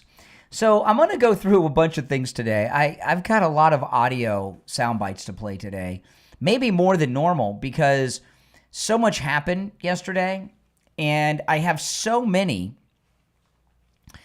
audio sound bites. It's kind of difficult for me to organize them.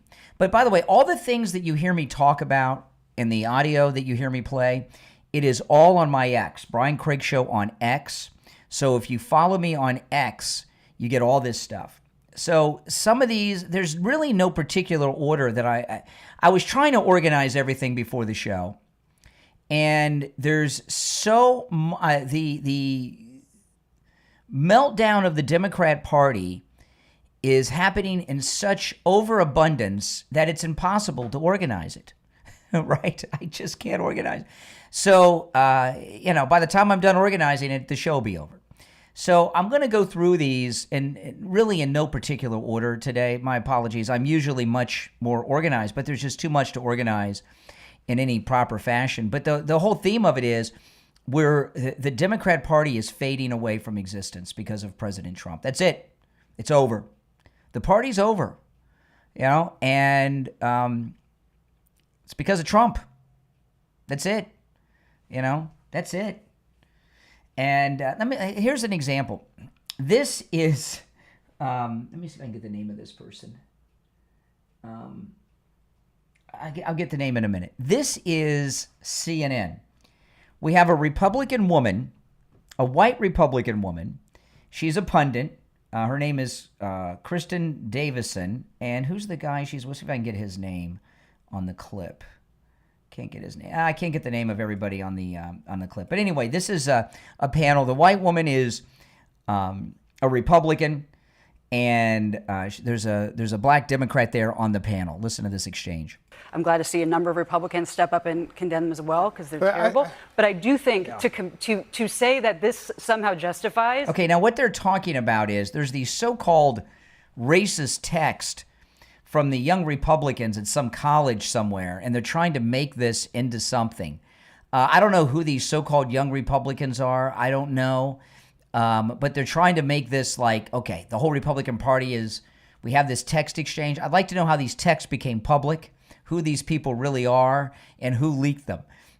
This sounds like fake news that was crafted by someone to try to get a narrative going. I'm glad to see a number of Republicans step up and condemn them as well because they're terrible. But I do think to say that this somehow justifies that Jay Jones did nothing wrong and should still be the nominee for Attorney General. You just did exactly the same thing that J.D. Vance did, except for the fact that you denounced the words, but you immediately pivoted. I wouldn't have brought him up if we weren't talking about it. But you immediately pivoted to a Democrat instead of focusing on the fact that this is a pattern. The saddest thing about this story is that it was not the least bit surprising to me.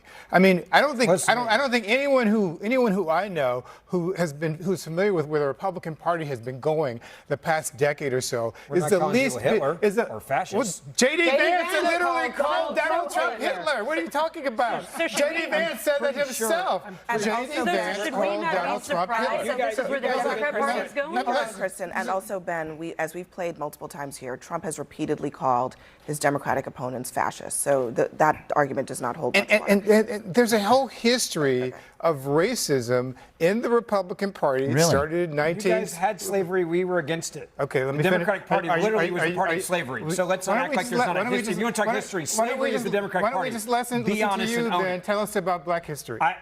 On that one, every American should be able to tell you about it. You don't have to be black to say that the Democratic Party was in favor of slavery, the party of slavery. Ben, you don't know what you're talking about. Let me just say this. It wasn't the Republican Party. History is there. Because You know, and what you're hearing in that clip is utter chaos, right? And this is why, if you've noticed, the Democrats, these never Trumpers and Democrats, they assassinated Charlie Kirk. Now they're doing all these other things. They're trying to get a narrative going that the problem is with the right. That, they got this Jay Jones guy in Virginia who is black Democrat running for office who said violent things. He should be out of the race. And they can't get rid of this guy because, they just won't. They won't even condemn what he said. In the aftermath of Charlie Kirk's assassination, they won't condemn what he said. So what they're trying to do now is get this narrative to justify this violence, the assassination of Charlie Kirk, the violence in Portland and everything else. And to do that, they're trying to get this race narrative going. The Democrats are desperate. The Republican Party, led by Donald Trump, is the most diverse political movement this country has ever seen. All right? The most diverse. And they got this text message story of these college kids. I don't believe it. I don't buy it. And you've even heard there's been some fake MAGA that have called me lately, pretending to be MAGA and then saying racist things. This is what it is that they do. Now, I want to talk about Friendly Tire in Margate. Oh, man. Guys, I've been buying tires there for like 15, 20 years. Friendly Tire in Margate's amazing. And Steve Kane's wife went over there in their Toyota Highlander and got tires. And the way this happened is Steve's wife called me the other day, and I was in the car, and a caller ID comes up, and, Lori Kane. I'm like, okay, what is it? She says, I'm at the dealer getting a tune-up. I need new tires. And they gave me a price on tires. Do you think that Friendly Mike at Friendly Tire would give me a better deal? And she told me what they told her, and it was insanely high. And I said, well, I'm on my way to Friendly Tire now. I'm getting ready to go. I'll get back to you in a few minutes. I got the price. I called her. She was ecstatic. She called she got the tires on the car.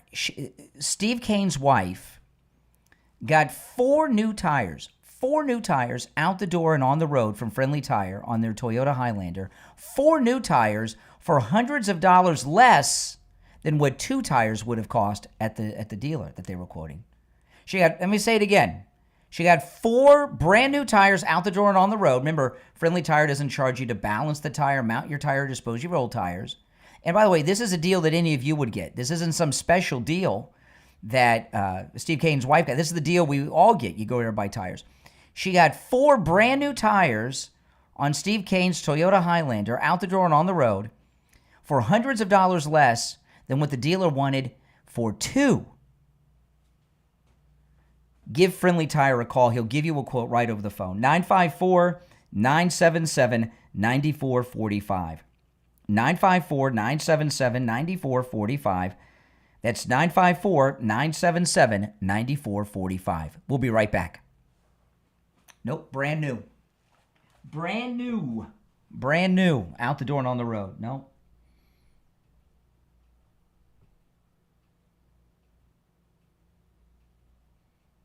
Okay.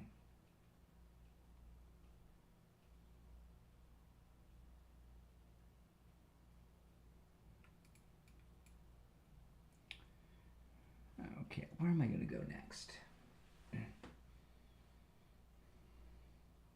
I've got so much to cover.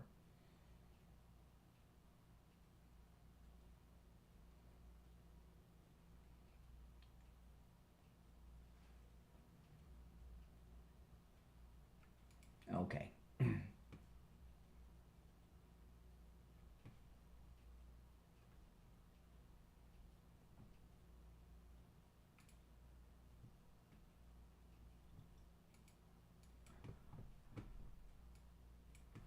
All right.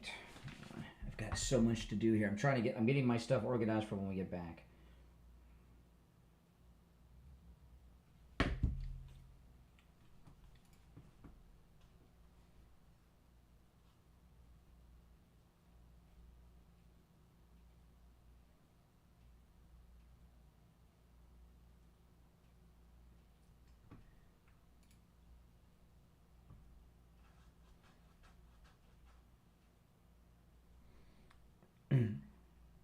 If you're on hold, stand by. If you want to call in, the number is toll free. It's in the live chat.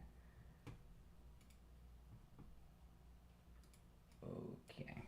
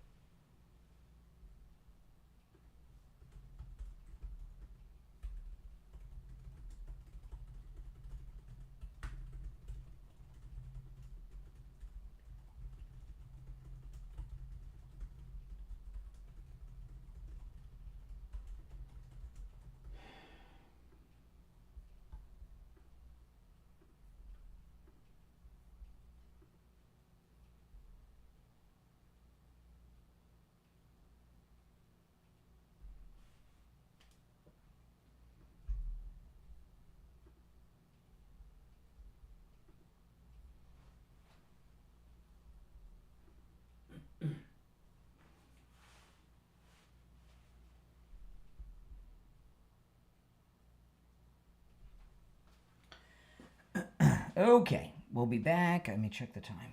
We'll be back shortly.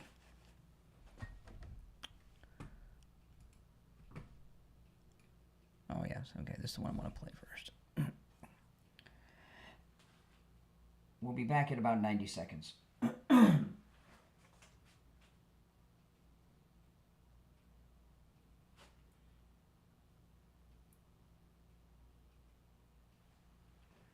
Now, those of you that are watching on the video with the green behind me, if you go to my main live stream, you can see and hear all the audio and video that I play. The link to that stream is in the description of the video. You click that link. It's here on YouTube. It'll take you right there instantly. And you can see and hear all the audio and video I'm going to play because I got a lot. And this next one I'm going to play now because I'll forget. And then I'm going to go back to the top of my stack of stuff because I've got so much to cover. This is a crazy day, guys. Crazy day. Okay.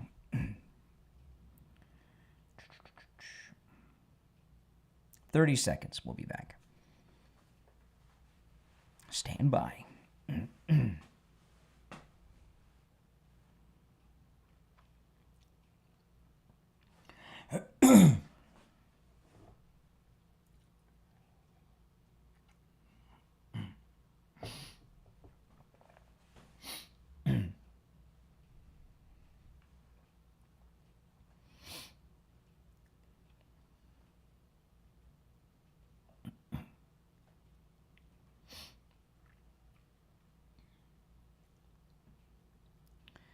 All right, welcome back. I'm Brian. You're listening to the Steve Kane Show, Florida's longest-running radio show. Okay, so at the very end of yesterday's show, the very end, if you weren't listening very end, you missed this. So I'm going to recap.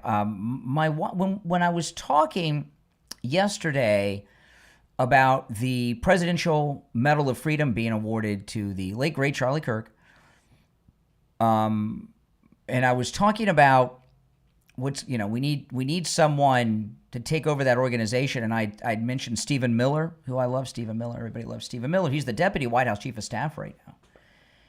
And my wife texted me something that I think she was right on the money about. And one of the players involved in my wife's prediction that I shared at the end of yesterday's show spoke about this yesterday, which I'm going to play for you in just a moment. President Trump said the other day in Egypt that Marco Rubio was going to go down in history as the greatest Secretary of State in history. And I agree with that. He's the one who's been brokering all these deals, these 8 wars that have ended. And the only problem that Trump has and the MAGA movement have is that we've got so many great superstars to be the second MAGA president. It's expected that J.D. Vance will get the nomination because he's the vice president. Marco Rubio's spectacular, Pete Hegseth, Kristi Noem, and many others. And what my wife's theory was, and I think this was right on the money, a good one, is that the plan is for J.D. Vance to take over Turning Point USA and Marco Rubio get the nomination. And see, I don't see Marco Rubio wanting to be vice president to JD. I don't see that. He might be Trump's vice president, but not JD. You know, JD's a millennial. Marco's Gen X. There's the age. He's old. I just don't see it. And I think my wife's theory is pretty good and it's based on some things. JD Vance is very close to Erica Kirk. He and his wife, right? The vice president brought Charlie Kirk's body home to Arizona on Air Force Two. Remember all of that?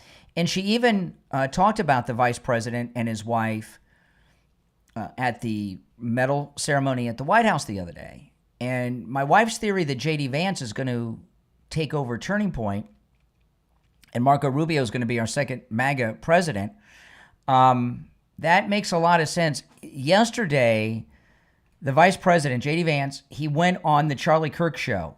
Charlie Kirk's guys are hosting that show.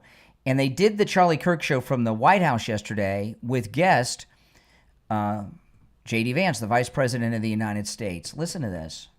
And this fits into what my wife's theory. Listen. You are actually going to be joining Erica Kirk on our campus tour. This is going to be a big one. Big one. At Ole Miss, if you could throw the graphic up there, guys, 179. Throw the graphic up. There it is. So Erica Kirk and J.D. Vance and at Ole Miss, and correct me if I'm wrong. Will's going to get mad at me here. That's October 29th, I believe, at Ole Miss, Oxford, Mississippi. And we also, the other pictures you see on that graphic are going to be Benny Johnson, Lara Trump, Eric Trump. They're going to be at Auburn on November 5th, so the 1-year anniversary of the big win. But you guys are going to be in Ole Miss together, yep. And it's going to be Erica's only appearance on the tour. I mean, we really, we thought about suggesting to her to do more, and it's just she needs time. She still needs time. She does. But she wanted to make it a priority to be at this one, and you're making it a priority to be at this one. There's going to be like 9,000 or 10,000 people in the arena there. So it's a huge deal. Please tell us your perspective on this. Yeah, I'm excited about it. And one of the things I said to you and to others, as you know, privately, is I was like, well, part of keeping Charlie's memory alive is keeping the mission alive. And nobody can replace Charlie. But if we all sort of take little pieces, we can do as much as we can to ensure that Charlie's mission continues to survive long after he's gone. And part of that is these college campus tours, right? And I'm going to do exactly what Charlie did. My plan is to, give a little speech, talk a little bit about the issues of the day, but turn most of it over to just do Q&A with the audience. I actually want to hear from these kids. I want to answer questions from them. I want to do what Charlie did, because I think that engagement is something that was such a big part of Charlie's legacy. It's not just that he went and talked to people or talked about issues that he cared about. It's that he actually interacted with people and he answered questions. Sometimes, as you know, he answered tough questions. He would answer tough questions from the left and from the right. And so I want to do that too. And of course, wow. So he said, I am going to do what Charlie did. He says, I want to start with a little speech, and then I'm going to take questions from the audience, from the students, from the kids. I'm going to do what Charlie did. And if you remember last week, he took over the press conference with those vultures in the fake news White House press corps. And he had them eating out of his hand. They were laughing at his jokes, and they were asking tough questions of J.D. Vance. And he took them all. That was a beautiful thing. So what do you guys think about this theory that J.D. Vance could be taking over Turning Point USA and Marco Rubio is going to be the second MAGA president? What are your thoughts on that? I'm curious to hear. Our number is toll-free, 1-888-465-2631, 888-465-2631. It's a toll-free call no matter where you're listening. Oh, let me talk about Tom Laporta at Laporta Roofing. Tom Laporta is a good MAGA guy, and he'll never sell you a roof you do not need. If you need just a simple repair, he will do it. And I talk from time to time about how Tom Laporta is not just a roofer, he's also a contractor. And that allows him to deal directly with your insurance company on the cost of the repair or the replacement of your roof. It speeds things up a lot.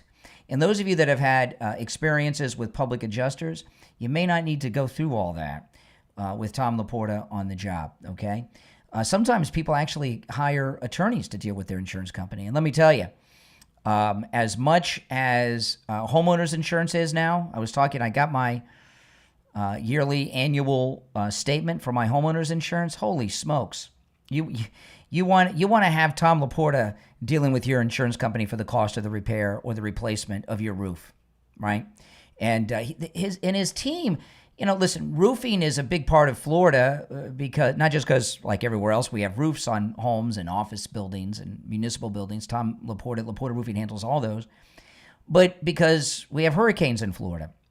So there's never been a time in my coherent life that I don't remember dealing with roofers and knowing roofers. But Tom Laporta and his team are more than that.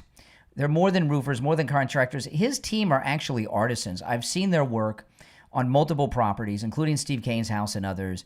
They are artisans who do a job at a level that I've never seen before.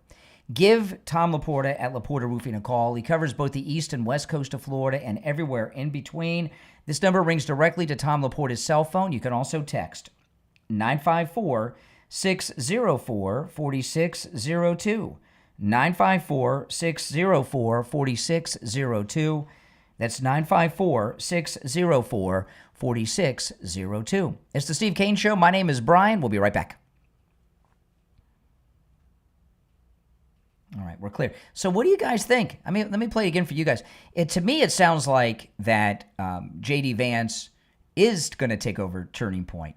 He is, and he's preparing it. He's taking that Charlie Kirk role at the first college event, the first major one. You are actually going to be joining Erica Kirk on our campus tour. This is going to be a big one, at Old Miss. If you could throw the graphic up there, guys, 179.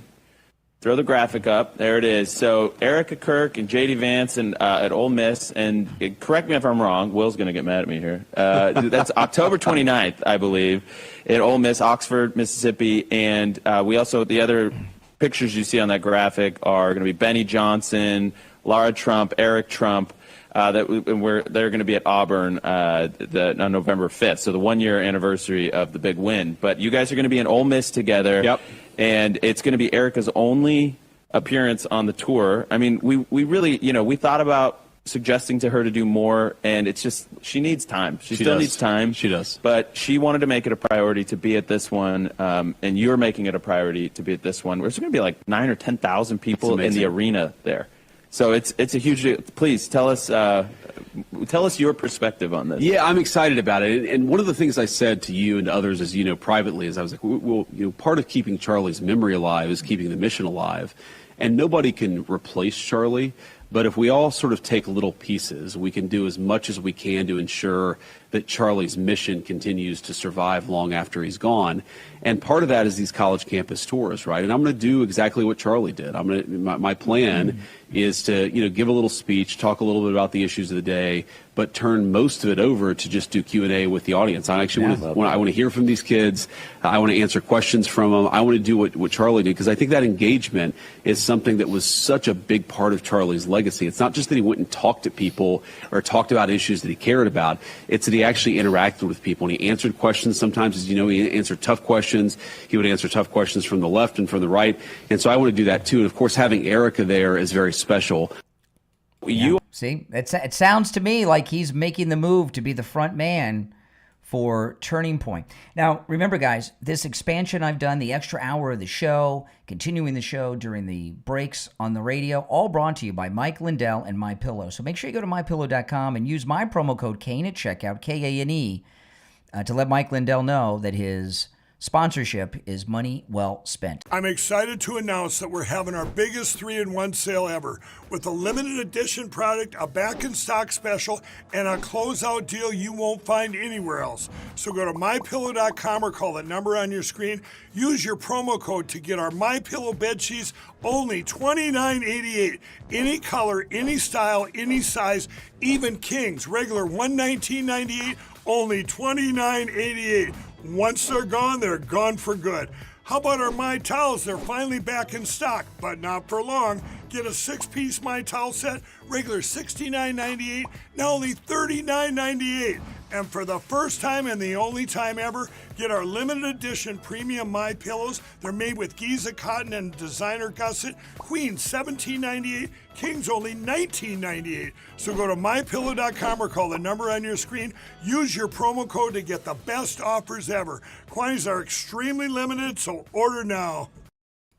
All right, now, welcome back, everyone. We'll be back in less than a minute on the radio. Those of you watching on the live stream with the green behind me, if you go to my main stream, you can see and hear all the audio and video that I'm going over. And there's a link in the description. You click that link. It's right here on YouTube. It'll immediately take you to that stream, and you can catch all the audio and video that I'm playing. And if you're on hold, stand by.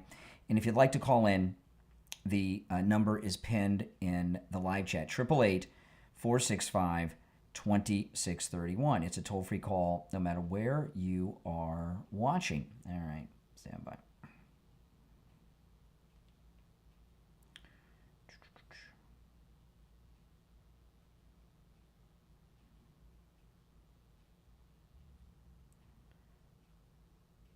Okay, here we go.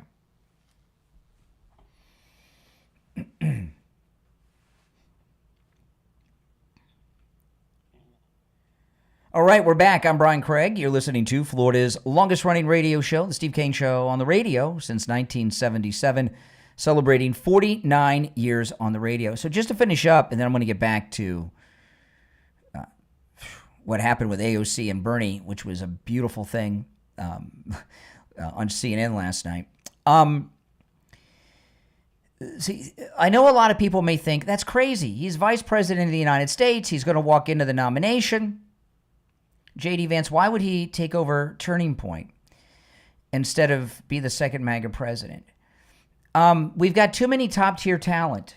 And Turning Point, when it comes to organizations and people who don't have Trump in their name, Turning Point is the most responsible for Trump's reelection. Not only is it responsible for Trump's reelection, it's Turning Point USA is really about the future of the MAGA movement, right?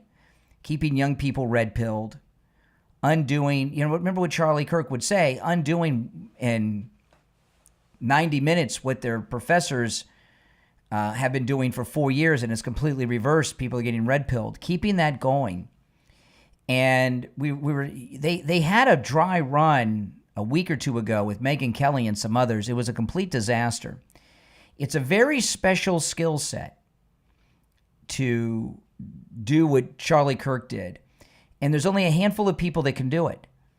And J.D. Vance, we've seen him in action at not just that press conference last week where he had the press corps under control and laughing at his jokes. It's unbelievable. I've seen him a few other times. He's very good. Very, very good debating people from the other side. And the other there's not very many people that can do that, and the only ones that can come close to it, they don't have the charisma. So J.D. Vance, he has everything. He has the charisma, he has the skill, and of course he's the vice president of the United States of America. So he brings that with him too, and that helps with the movie star quality that Charlie Kirk had. So looks like it's happening, and it's the perfect thing. Okay, so last night, CNN had a town hall hosted by lipless Caitlin Collins. She has no lips. With Bernie Sanders and AOC. They did something on that press conference that I've never seen done before when it comes to Democrats being on a CNN town hall.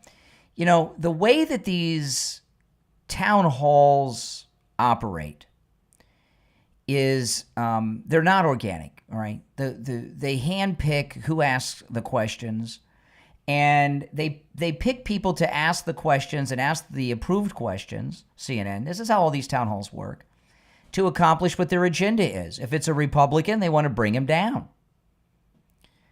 If it's a Democrat, it's a bunch of thank yous and all of that to promote them. And AOC and Bernie Sanders were completely caught off guard as Caitlin Collins in the CNN town hall last night humiliated them. In particular, AOC. There was a couple of moments. This is one of my favorites.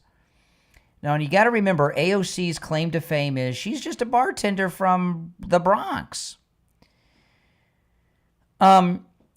They took a question from one of the town hall people that they weren't in the audience. They were at a remote location. I guess they did it on Zoom.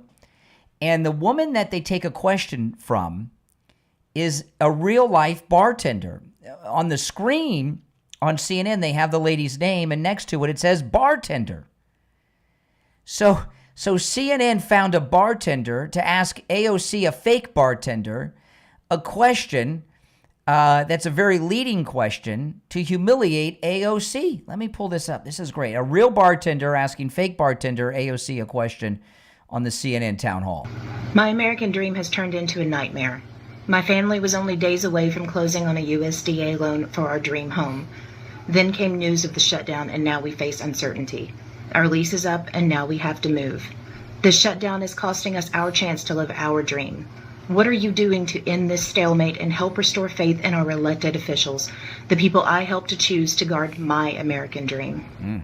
We're going to do everything that we can to bring an end to this terrible shutdown, which is hurting you and which is hurting 1 million federal employees and millions of people who use federal services. But also, we have got to be cognizant that if Trump wins this fight, our healthcare system could well collapse. Okay, so, you know, AOC is not even being allowed to talk, and she was brought in. I mean, and the point was made. This woman and her family are about to be homeless. The loan fell through because of the Schumer shutdown, and their lease is up. They're out the door. Now, Bernie Sanders does have 5 homes. Maybe he can loan one to this bartender, and that she's a real-life bartender. I mean, this is unheard of. But I do want to address one thing before we move on to what Bernie said, that the healthcare system is going to collapse. See, this is so beautiful and so amazing. The Democrat blue cities, you know, a lot of people wonder, why would they let all these people into their cities, into their states, into their counties? Well, there's a number of reasons. You know most of them. But it's also an economic boom. And the Schumer shutdown is about one thing and one thing only. Medicaid coverage for illegals, which President Trump has ended with the big, beautiful bill. And in these blue states and blue cities and blue counties, we all know that the illegals use the emergency rooms as free clinics. And if you've ever gone to an emergency room, they want to run every test and every scan on you and rack that bill up as much as possible. And when these uninsured people come in, like if somebody like me who's uninsured comes in, they'll what happens, and I've had this happen, when I've had to go to the emergency room personally, they'll do the same crap. They make you go through the same thing, but you don't have to pay the full price, right? If you tell them you're not insured and you don't have Medicaid, like because I don't qualify for Medicaid, I make too much money, they'll work out a lower bill for you, a much lower bill, and then you'll either pay it, put it on a credit card, or make payments on it. I make the payments, okay, when that happens, and that's how it works. But the way it works for the illegals, up until President Trump and the big, beautiful bill, is different. In California, Chicago, New York, Oregon, all these blue cities and states, the illegals, they and their entire families go to the emergency room as a free clinic. It's free to them. They go for a runny nose, or maybe just because they're bored, they run all the tests, every test. The blood test, the scans, the x-rays, all these tests they don't need to do. No problem. They get just bill it to Medicaid, and the federal government has been reimbursing them. But now that illegals, they can't do their fraud and get the coverage for the illegals, these states are not getting reimbursed from the illegals in the emergency rooms. And they're going in there for everything, and they have to treat them. It's the law. Childbirth, heart attacks, everything. Runny nose, sprained ankle, broken wrist. They're going in there for everything, and they're not getting reimbursed by the federal government now because they don't qualify for Medicaid, because that's what they will do. You know, when that skateboard injury that I had when I was live streaming years ago, and I went to the emergency room, I told them I didn't have, the billing person came to me for the insurance. I say, I'm uninsured. They said, okay, I'm going to send a social worker over and we're going to get you on Medicaid. I said, I'm not going to qualify. They said, yes, you will. I said, no, I'm not. And they sent the social worker over. They asked me 2 questions. They said, you're right, you're not going to qualify, right? That's how it happens. So, you know, and they'll negotiate the bill right there for you, by the way, right? And I did. And they had racked up, I don't know how many thousands of dollars, and it was like $1,800, $1,200 I had to pay. They stopped doing tests when they found out I wasn't insured, by the way, although they did a whole bunch before. So anyway, these states, so this is one of the instances where, believe it or not, Bernie Sanders is correct. Their healthcare system is going to collapse in California, in Chicago, in New York, and all these other places that they've been committing Medicaid fraud, bringing illegals in, giving them every test they don't need under the sun, and then getting paid back by the federal government through Medicaid. They're not getting reimbursed anymore. But their states and cities the blue cities and the blue states and the blue counties are still filled with the illegals using the ERs as free clinics. They brought them all there. So these local governments are their healthcare system is going to financially collapse because their whole business model is based on getting reimbursed from the federal government through Medicaid fraud on illegal healthcare. That's amazing, you know. So that's why they're in such a panic about they need this. What California in these blue cities and states are going to be like by the midterm elections? This has not hit the states yet. The big beautiful bill is new. It has not hit them yet, but it will. And they're going to have a major financial collapse because of it that they brought upon themselves. And that's one of the main reasons for the Schumer shutdown. They're desperate to try to get this Medicaid coverage back because their fake, fraudulent healthcare system is going to collapse. All right. Speaking of healthcare, let's talk about Dr. Philip Appleton. Now, I fall off my skateboard. I don't run to the emergency room. I just go see Dr. Appleton. And since appointments aren't necessary and walk-ins are welcome, even on Saturdays, I just go on in there. You know, Dr. Appleton in his laser away pain treatment works on every type of pain I've ever heard of. He's rid me of pain 7 times. Dr. Appleton performs all the laser treatments himself. And, you know, the robotic laser, which goes deep inside to because it's robotic, moves around the entire area that's being treated, top, bottom, sides, everything gets treated.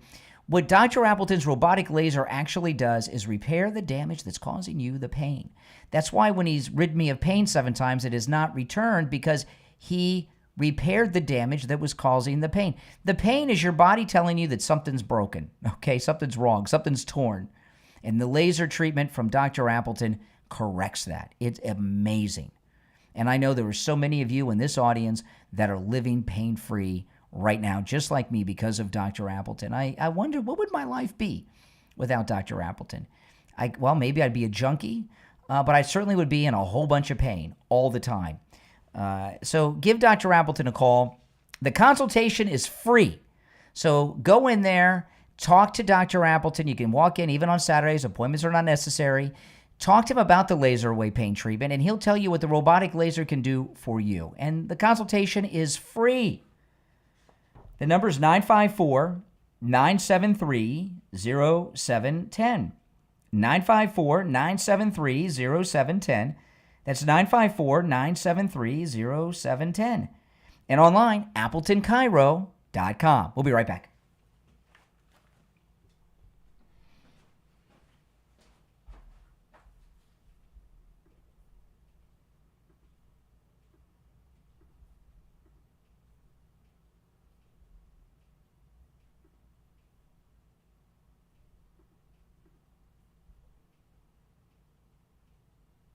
Amazing.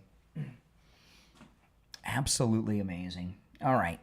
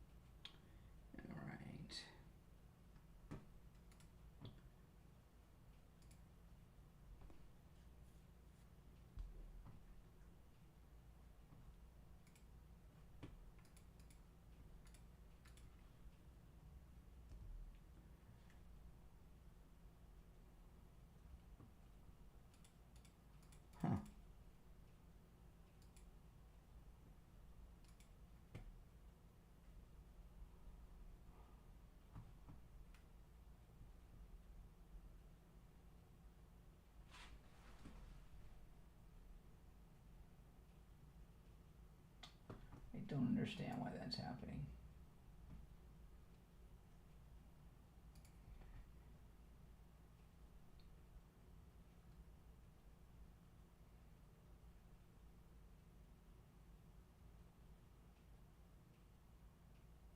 Oh, yes. Okay.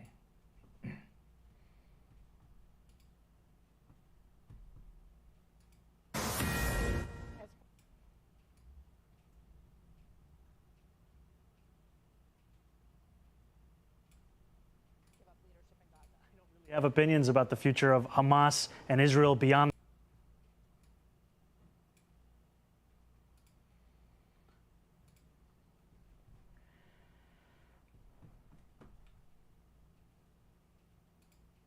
As it pertains to Israel and Palestine, that we have to ensure that there is peace.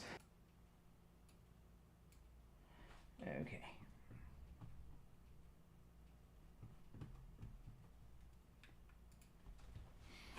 All right, stand by. We'll be back shortly.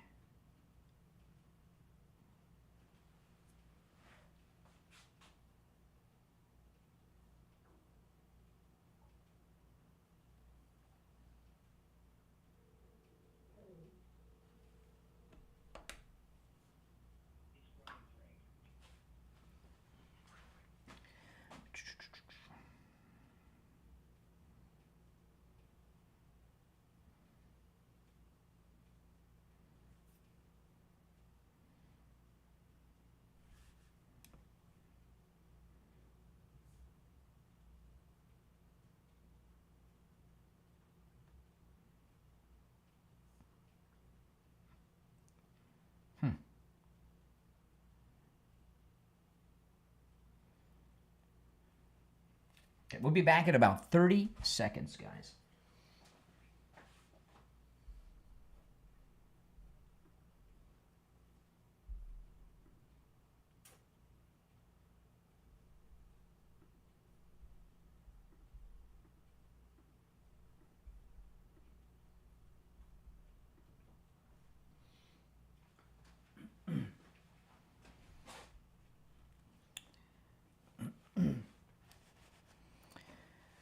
All right, welcome back, everyone. I'm Brian Craig. You're listening to The Steve Kane Show, Florida's longest-running radio show. Did you catch the Martha McCallum interview with Zohran Mamdani yesterday afternoon? And I caught it quite by accident. I caught it because I was waiting for the Kash Patel press conference, which I'm going to get to in a little bit.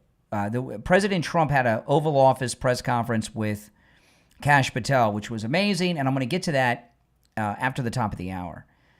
And I was waiting for that because it was at 3, and I guess Fox News, it was strange to me. They had an interview scheduled with Mamdani at 3. Well, the president was running late for the he's very busy running the country, so they ran this interview that Martha McCallum did, and I've got one soundbite from it that I'm going to play for you, which is insane. But that interview, did any of you catch it? That interview that Martha McCallum did was, I thought it was incredibly weak. She asked him some questions, well, how are you going to pay for this and how are you going to pay for that? There's one clip that he said something that was crazy, which she did ask him about this and he gave a crazy answer. But there was no follow-up. She didn't ask him to condemn the Intifada. She didn't ask him to condemn 9/11, which is part of the Intifada that he won't condemn, and she never mentioned that he's Muslim or anything. And I'm wondering what that was about. She was a never Trumper a long time ago. I don't know what she is now. She's had a very good facelift and neck lift.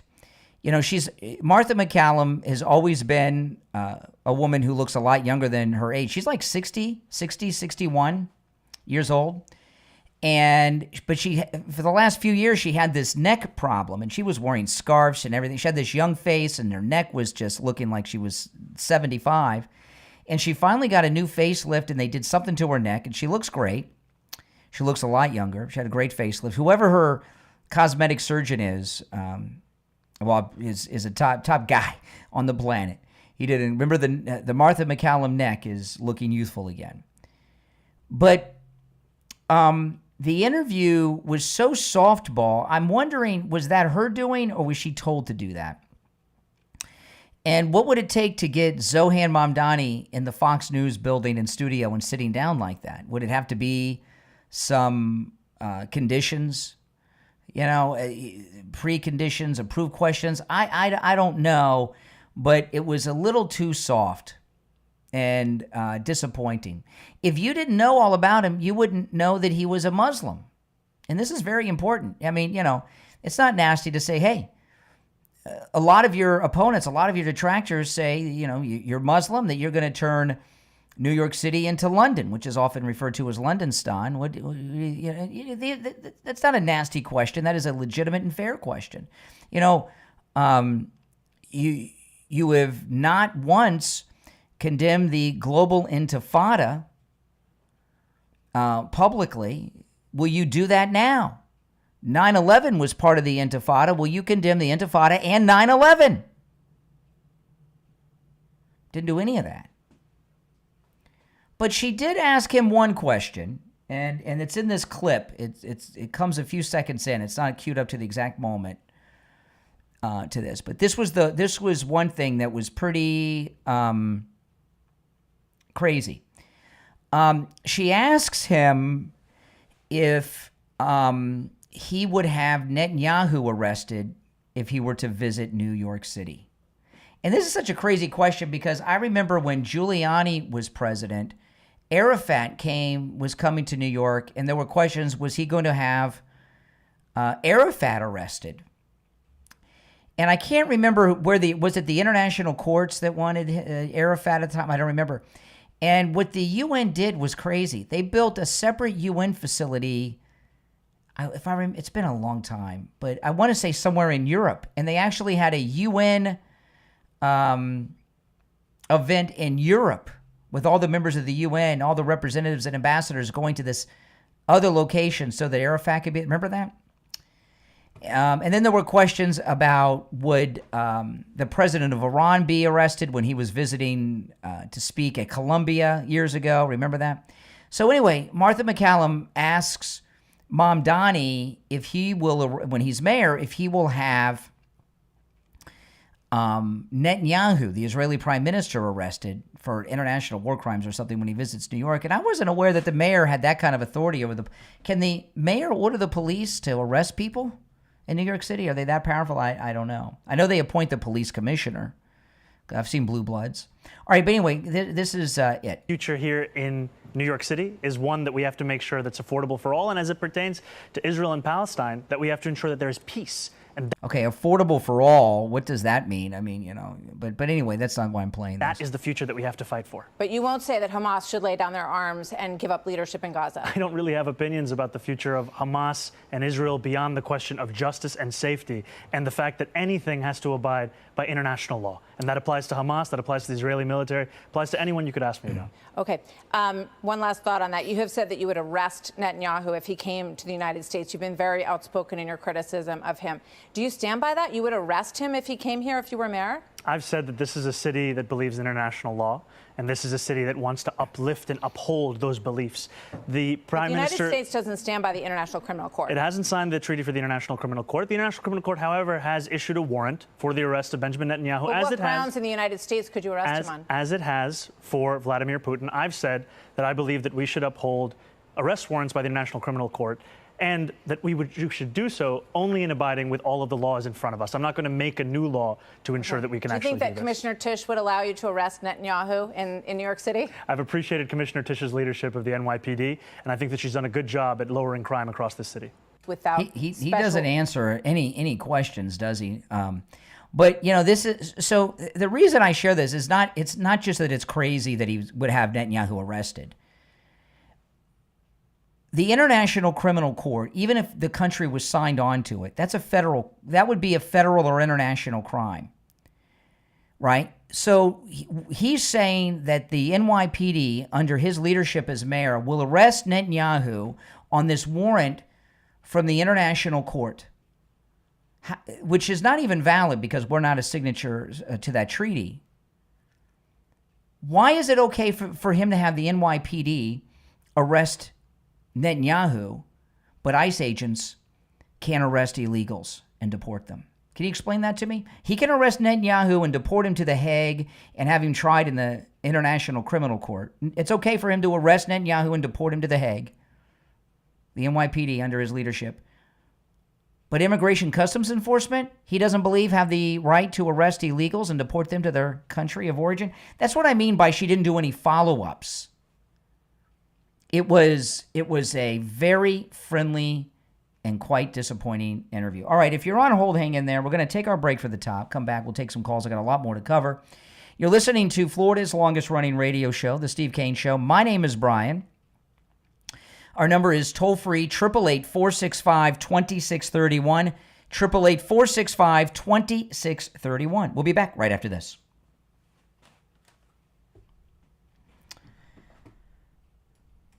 I'm excited to announce that we're having our biggest 3-in-1 sale ever with a limited edition product, a back-in-stock special, and a closeout deal you won't find anywhere else. So go to MyPillow.com or call the number on your screen. Use your promo code to get our MyPillow bed sheets, only $29.88. Any color, any style, any size, even kings. Regular $119.98, only $29.88. Once they're gone for good. How about our My Towels? They're finally back in stock, but not for long. Get a 6-piece My Towel set, regular $69.98, now only $39.98. And for the first time and the only time ever, get our limited edition premium My Pillows. They're made with Giza cotton and designer gusset. Queen $17.98, Kings only $19.98. So go to mypillow.com or call the number on your screen. Use your promo code to get the best offers ever. Quantities are extremely limited, so order now. All right, guys, we will be back shortly.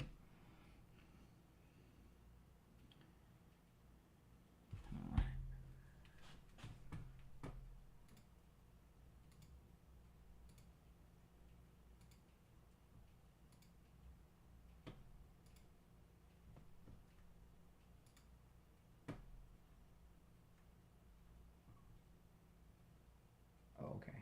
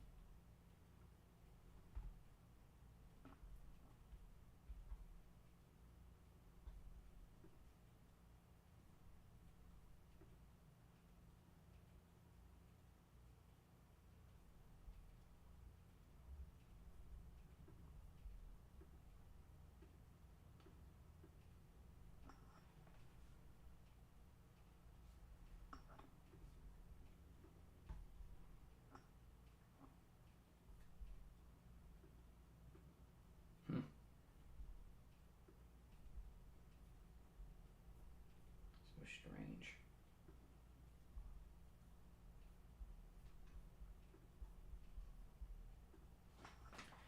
Okay.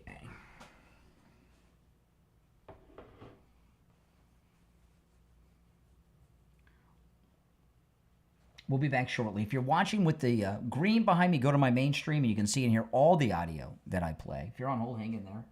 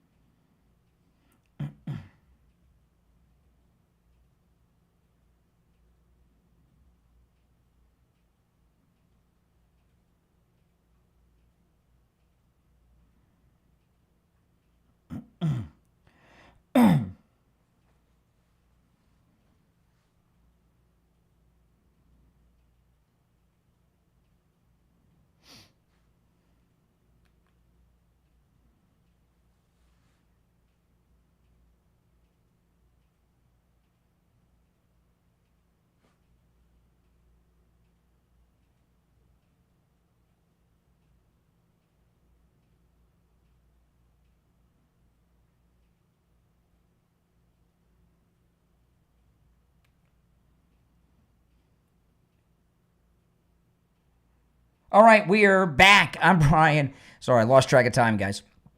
This is Florida's longest running radio show. On the radio since 1977. Celebrating 49 years on the radio, The Steve Kane Show. Our number is toll-free, 888-465-2631. 888-465-2631. You're welcome to call in about anything I brought up so far today. I've brought up quite a bit, and we've covered a lot, and I've only just scratched the surface of my show prep today. I mean, this is, yesterday was one of the most destructive days to the Democrat Party. Now, just to follow up, I ran out of time with the thing with Mamdani. If Martha McCallum would have followed up with, well, wait a minute, you're going to arrest Netanyahu with the NYPD on an international court and deport him, turn him over to these international authorities, why can't ICE arrest illegals in our own country? Shouldn't do that. But, here's the thing you got to understand with Zohran and New York. Nothing we say or do or expose about this guy will stop the Democrats, socialists in New York, these idiots, from voting for him. I don't care what comes out. They could find him in a drug den with naked male hookers and whatever. That'd probably help him. He's unstoppable. Now, tonight is the debate.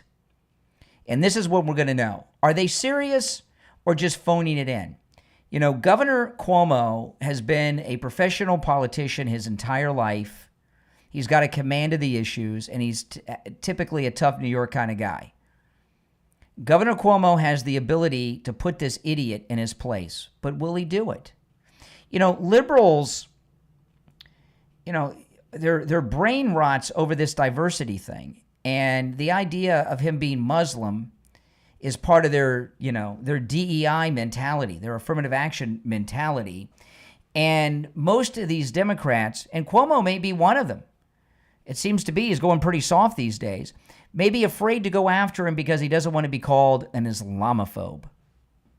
Wouldn't surprise me at all. It's like when John McCain was defending in debates Obama. Don't say that about Senator Obama. Because he was afraid of being called a racist because Obama is black. Right? So we'll find out tonight. I mean, if Cuomo is serious, he'll do some hardcore takedowns. This guy is not hard to take down. The things he says, I watched the entire interview that he did with Martha McCallum because I was waiting for the president. He says nothing when he answers. He smiles. He's got a nice smile. I'll give him that. He's got some weird rings on. I don't know what those are all about. And I'd like somebody to ask him, why does he wear those weird rings on strange fingers that men don't normally wear rings on? I'd like to know. But his answers are pat. Well, we must make the affordable for all. You know, he says these platitude, vacuous, meaningless things. You ask some follow-ups, some good follow-ups with some facts about him, and boom. Well, you know, as an example, he said, my focus will be allowing the NYPD to focus on violent crime. She didn't follow up. What he is going to legalize a lot of misdemeanors, which includes prostitution and even assault. So he's going to legalize a lot of crimes. She didn't ask him about that when he came up with that talking point. All right, let's go to the phones. You're on the air. What's your name? Where are you calling from? Hello, this is Kara. I'm calling from Atlanta, Georgia. All right, what's up?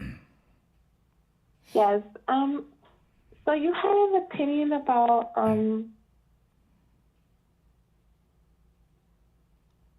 Yes. Yes. So you had an opinion about ICE. Do you mean like ice that I would put like in a drink to make it cool, or immigration and customs enforcement? No, you had an opinion about immigration. Yeah. Correct. Yeah. Yes. So I had an opinion about that. So what do you feel like? So you had an opinion about ICE and immigration, and then I had an opinion back to you. So I feel like sometimes like you kind of harsh on ICE. I'm harsh on ICE? You got the right show? Yes. When am I harsh on ICE? You sure you're calling the right guy? I feel like. Who are you trying to call? You sure you're calling the right show? Yes.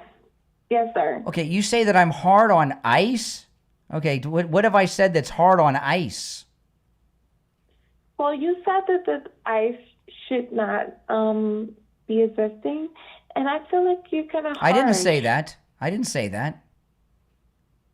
That ICE should not be arresting people? No, I did not. I didn't say that. I would never say something so ridiculous. There may have been a liberal lunatic caller who called me and said it, but you've never heard me say that. No, they're federal agents. Of course, they should be arresting illegals and deporting them. No, I never said that. And I feel, yes, sir, and I feel the same way. I feel like they should be arrested. Yeah. And I feel like, oh my goodness. And I feel like yeah. Who should be arrested? I should be arrested? I'm having a hard time understanding you. You're not very articulate, and you're somewhat incoherent. What are you saying, that ICE should be arrested, or that ICE should be arresting illegals? I'm unclear on what you're saying. No, that the people that are they're being arrested, they should be arrested. The illegal, yes, we agree. Yes. Okay, so we agree on that. Okay. So what is the problem? The problem is you're unable to articulate a point. Why did you call me? Because you are a TV show host, okay? And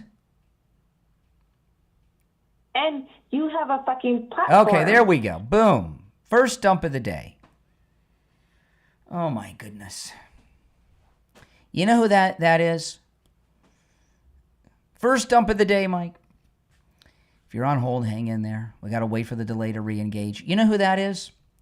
That's the girl who called in the other day about abortion. The liberal that called in about it. Remember, she said she was on the fence?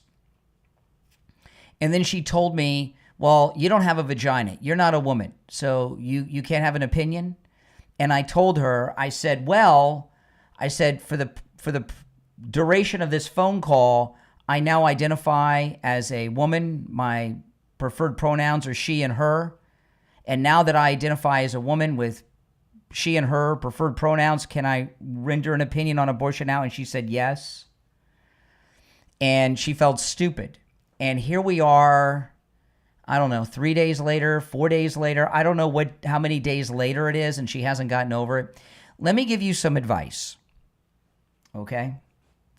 I believe it or not, it's been a long, long time. I vaguely remember it happening. But I've said some things and looked stupid once or twice on the air. Move on. Get over it. Start talking about other things, and people will forget. Unless I remind them. But I'm not going to remind them in every call. Oh, my goodness. All right. Our number is 888-465-2631. If you're on hold, we'll get back to the calls after the break. And let me see here. Hold on. Let me see what I got to do here. Hold on. Oh, my goodness. That was a rough one. You know what? Let's just take the break. We'll be right back.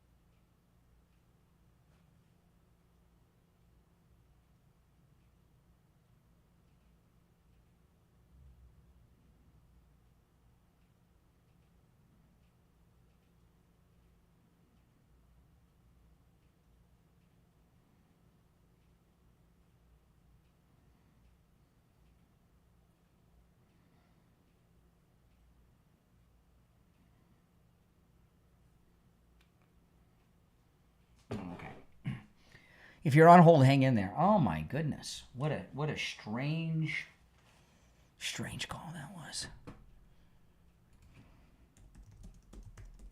She just can't get over that. You know, listen, she probably has never talked to a conservative before.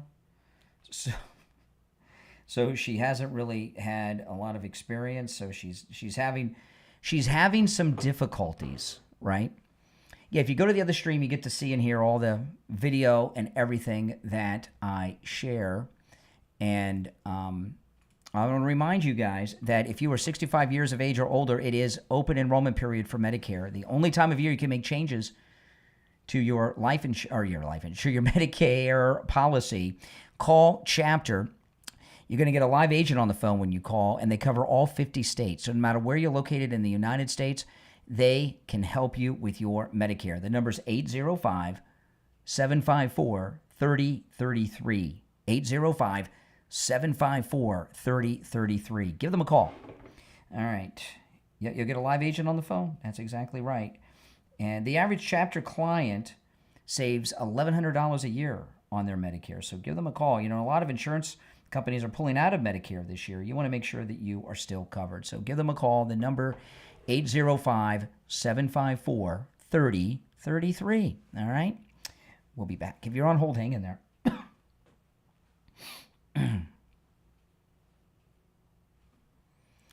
Boy, oh boy. I recognized her voice when I picked up the phone. But,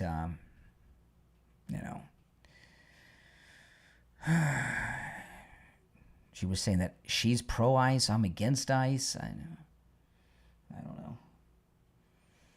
Very strange. Well, if you're taking a position and you feel humiliated or embarrassed by that position, that's your instincts telling you got the wrong position, right?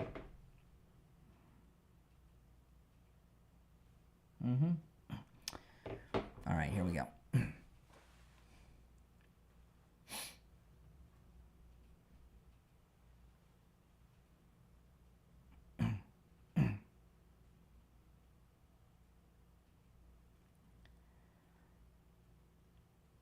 All right, we are back. The delay is re-engaged. You're on the air. What's your name? Where are you calling from?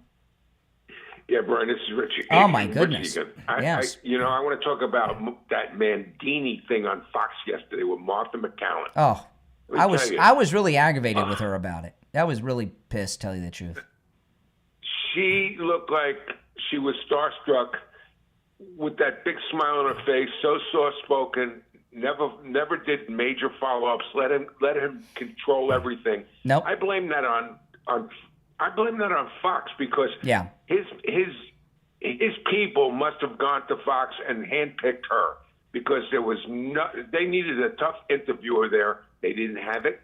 They made it look. Well, I'm thinking she was given the questions. I would not have caught it in its entirety if the president wasn't coming on, because I wouldn't have known about it. It didn't get a lot of publicity, and I just caught it by accident. It seemed uncomfortable for her. I think that Fox made a deal with his campaign for the interview. That they think it's a good ratings event. The interviews are no good if you do an infomercial with someone like that. Come on. Yeah. And it's not just that. This guy, first of all, he disqualified himself when he said Palestine. I haven't seen a country named Palestine. There is no Palestine. Yeah. This is the biggest fraud put on people in the whole world. They're not a recognized country. Yeah. They're a terrorist organization. It's just a bunch of Well, that was part one. So I guess we get part two today. I mean, come on. There's also, by the way, at 7:00 tonight. And this thing about this thing about the rings that he wears. He wears rings on fingers men do not normally wear rings on. And he's not Liberace and he's not Elton John. So I think there's some Islamic reason why he wears them. There was it's been a long time. I learned about this in college. I can't remember the whole story, but there was a big conflict in the Muslim world over the ring that Muhammad wore. So I'm wondering if any of those rings there's got to be something to do with Islam, with the way he wears those rings. Got to be. Well, there's a major problem here. It's not just. First of all, they're going to have the debate tonight at 7:00. Yep. on in New York. Yep. So, but that'll be interesting. But here's the deal. This guy. In Dearborn, Michigan, let me answer all these lines that are calling in. Hold on. Yeah, go ahead. Yeah, Dearborn. Yeah, Dearborn's lost. It's now Somalia. Yeah, like 6 times a day on loudspeakers all over the city. Yeah. You hear the prayer, the call to prayer. It sounds like you're in Calcutta. Yeah. I'm telling you, it's totally out of control. They took over Minnesota. They're actually infiltrated Michigan. Europe, and you Michigan, Minnesota's gone. Michigan and Minnesota are gone. And it's part of the caliph. And this is a guy in a suit. They know they couldn't get here with scare tactic. They're very slick with their suits and soft-spoken, educated people Absolutely. that are against the United States of America. This guy is a sheep in wolf's clothes. Oh no, this guy is a Trojan horse, is what he is. All right, Rich, I appreciate the call. But there is something to do with those rings. I don't care what they say. That's just strange. You're on the air. What's your name? Where are you calling from? Morning, Brian. This is Dave in Royal Palm Beach. Hey, Dave. What's up? Not much. Just listening to a lot of this stuff about this mayor candidate in New York, and it brings up a lot of things. You know, he's a communist. Yes. And so is AOC and the likes. And, you know, in the United States, we can talk about whatever we want to, but these people are talking about a system that we spent, 80 years, sending people off to war to prevent from happening here, communism. Mm-hmm. And, I think somehow we've got to start educating, kids again about all the BS they've been fed in schools. I don't know how to do that other than PSA or have notable people start talking about how it economically does not work. And socialism, the whole concept is based on monopoly money. It's whatever the leadership thinks, the currency should be worth that day. In economics, well, there is not a successful communist economy in the world. The Soviet Union collapsed, bankruptcy. Cuba is what it is. China, their economy really is fake, but what little they have is capitalist, right? But Mamdani's main purpose isn't his communism. It's about a move by the Islamic world into New York City. And that's what it is. I mean, look at England. England's lost. It's fallen, and it can't be recovered. The Crusades have been lost. Well, one other thing people miss about Islam, and I don't want to be controversial, but the reality is it's a political system, and it was designed as a political system over 1,000 years ago because they were afraid of Christ. They had this kingdom of God concept in their mind. They wanted to take advantage of it and prevent Arabs from joining Christianity, whatever that was. Yeah. So they combined those writings and everything and created Islam and made Islam so that adherents to Islam had to listen to the state religious leaders. It's all a political system, always has been. And people have to just wake up to this. I don't want to embarrass anybody that's an Islamist, but the reality is, it's just a scam. Well, just he's not a democratic socialist. That's his cover story. You get it? Right. It's his cover story because it's popular in New York because of AOC and others. And Bernie. It's a cover story. The main reason is, listen, the Muslims have had a very successful strategy. The prior strategy was all blowing stuff up.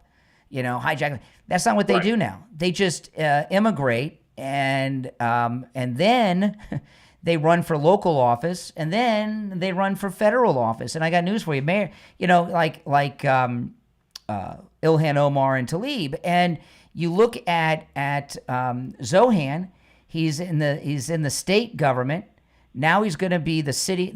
Being the mayor of New York City is a bigger deal than being the governor of most states. And and it's a big deal, right? And so to do an interview with him, how are you going to pay for childcare? How are you going to pay for the free? How are you going to pay for this? That's his cover story, and they don't get to the real meat of it. And I almost felt bad for Martha McCallum because I think she was told to do what she did by management. I just can't believe she would embarrass herself that bad. It was too obvious what she was doing. It was too much of a free ride she gave Zohran on Fox yesterday. And a lot of MAGA people saw it because we were waiting for the president.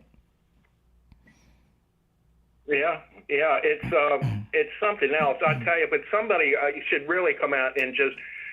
My background happens to be economics and accounting, and I studied it years ago, and nothing's changed. Listen, this is what I would do if his opponent's Governor Cuomo, so I have to use Cuomo. If I were on that campaign, if I was an advisor to Cuomo, here's what I would do.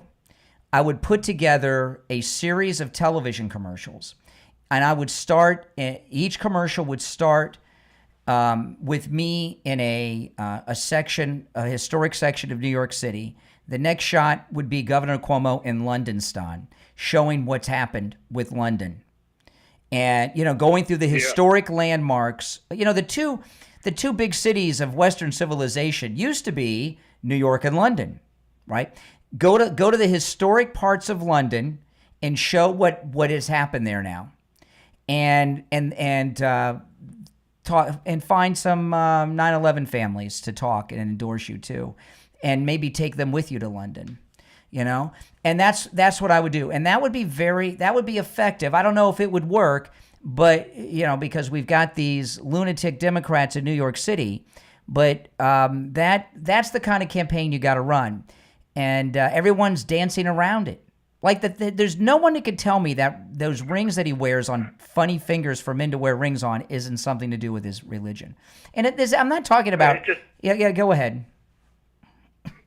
I was going to say he's just an ignorant narcissist. That's basically it, and he wants to get this, be popular with his Muslim friends. He has been. His mother, his parents are very well connected, right? The center of the revolution is Columbia. His father's a professor at Columbia, and his mother is an Oscar-nominated Hollywood director. Okay, and he has been chosen by some very bad people to be part of an infiltration into the United States. He's working for people. He's a front man for a larger effort. I have no doubt about that. And, that's just the thing you mentioned, you got to show people, like you were saying, show people London, what's happened to Paris, all these places that they've been screwing up. Go into one of the local grocery stores in London. You wouldn't even recognize the food because it's Islamic. Right? I mean, those are the kind of things you show. You could find before pictures. Believe me, what I would do is I would get in touch with Tommy Robinson and his people, and I would get some. They probably could get you video of these London sites prior and show today with what's happened. Right? I mean, it could be done, and it would be very effective and powerful, but they're not doing it. All right, listen, I gotta run, but I appreciate the call. You make some good points.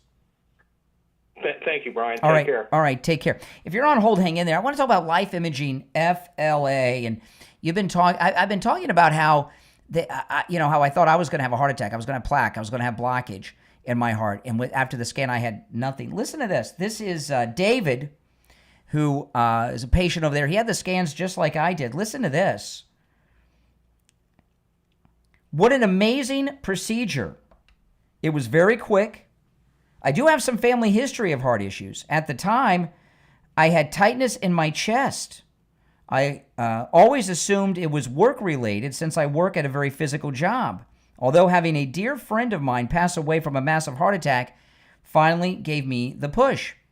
I got the heart scan from Life Imaging FLA, and they called me the next morning telling me that I had over 85% blockage. They referred to it as the Widowmaker. I had a stent put in. I cannot thank Life Imaging FLA enough for having their service available. It truly saved my life. Now, for the first time in years, I don't have tightness in my chest. Wow. The Widowmaker. Whew. I'm telling you, you get peace of mind or they save your life. It's one or the other. And the peace of mind I've got's been life-changing. But think about it, if I would have gone in there and I had over 85% blockage like David had here. What they do is absolutely amazing. Call Life Imaging FLA for your free heart scan now with a few minimum requirements valued at $699. From your cell phone, call pound 250 and say free heart scan. That's pound 250 and just say free heart scan. You'll be connected in seconds. Pound 250 and say free heart scan. We'll be right back.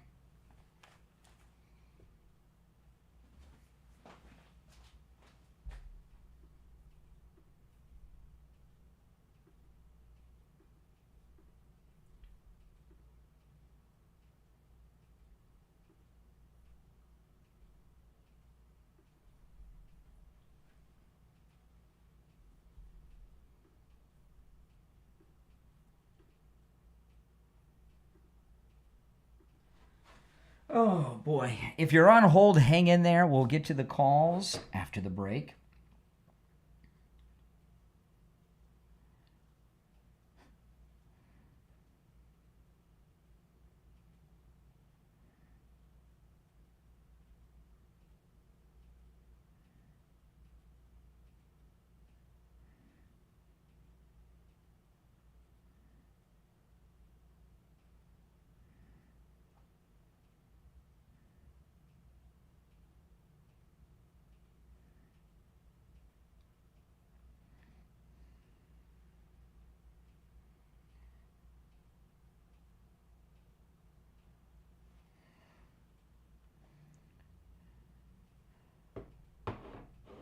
All right. Now, remember, guys, make sure you go to mypillow.com, use my promo code Kane at checkout, and support Mike Lindell's support of the expansion of the program. I'm excited to announce that we're having our biggest 3-in-1 sale ever with a limited edition product, a back-in-stock special, and a closeout deal you won't find anywhere else. So go to mypillow.com or call the number on your screen.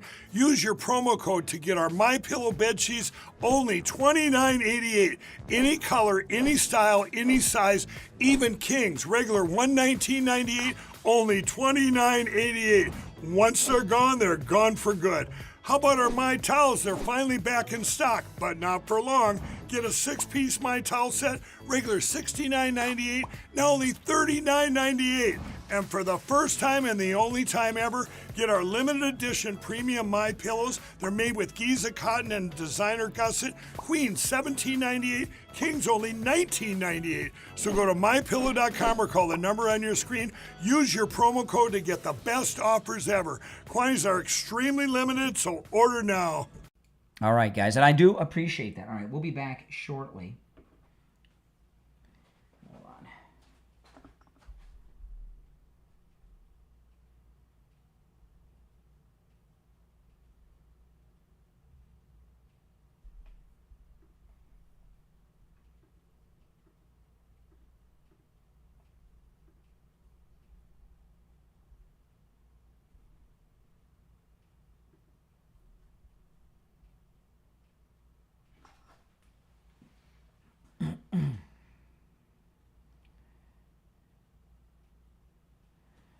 All right.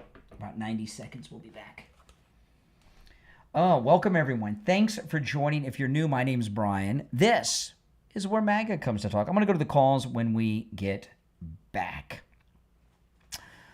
Oh, man, I tell you, this is just been the week of winning. It's been really the 9 months of winning, hasn't it? I mean, it's been beautiful.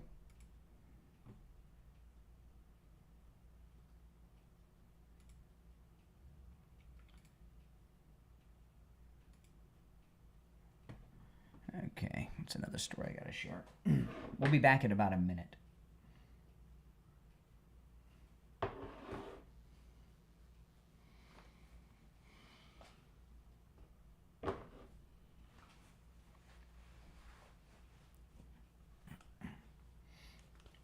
All right, stand by. If you're on hold, stand by. I'm going to go to the phones after the break. We'll be back in about 30 seconds. Where's everyone located in the chat? Like what city, state, or country? Just out of curiosity. Every once in a while I like to ask.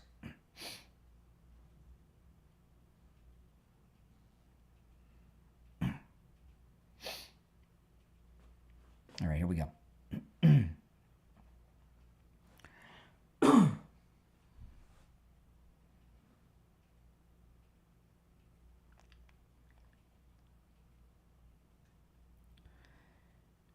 Welcome back, everyone. I'm Brian. It's the Steve Kane Show. Back to our phones we go. You're on the air. What's your name? Where are you calling from? Yep, speak up. You're on the air. All right, well, you're out. Okay, I guess they surrendered.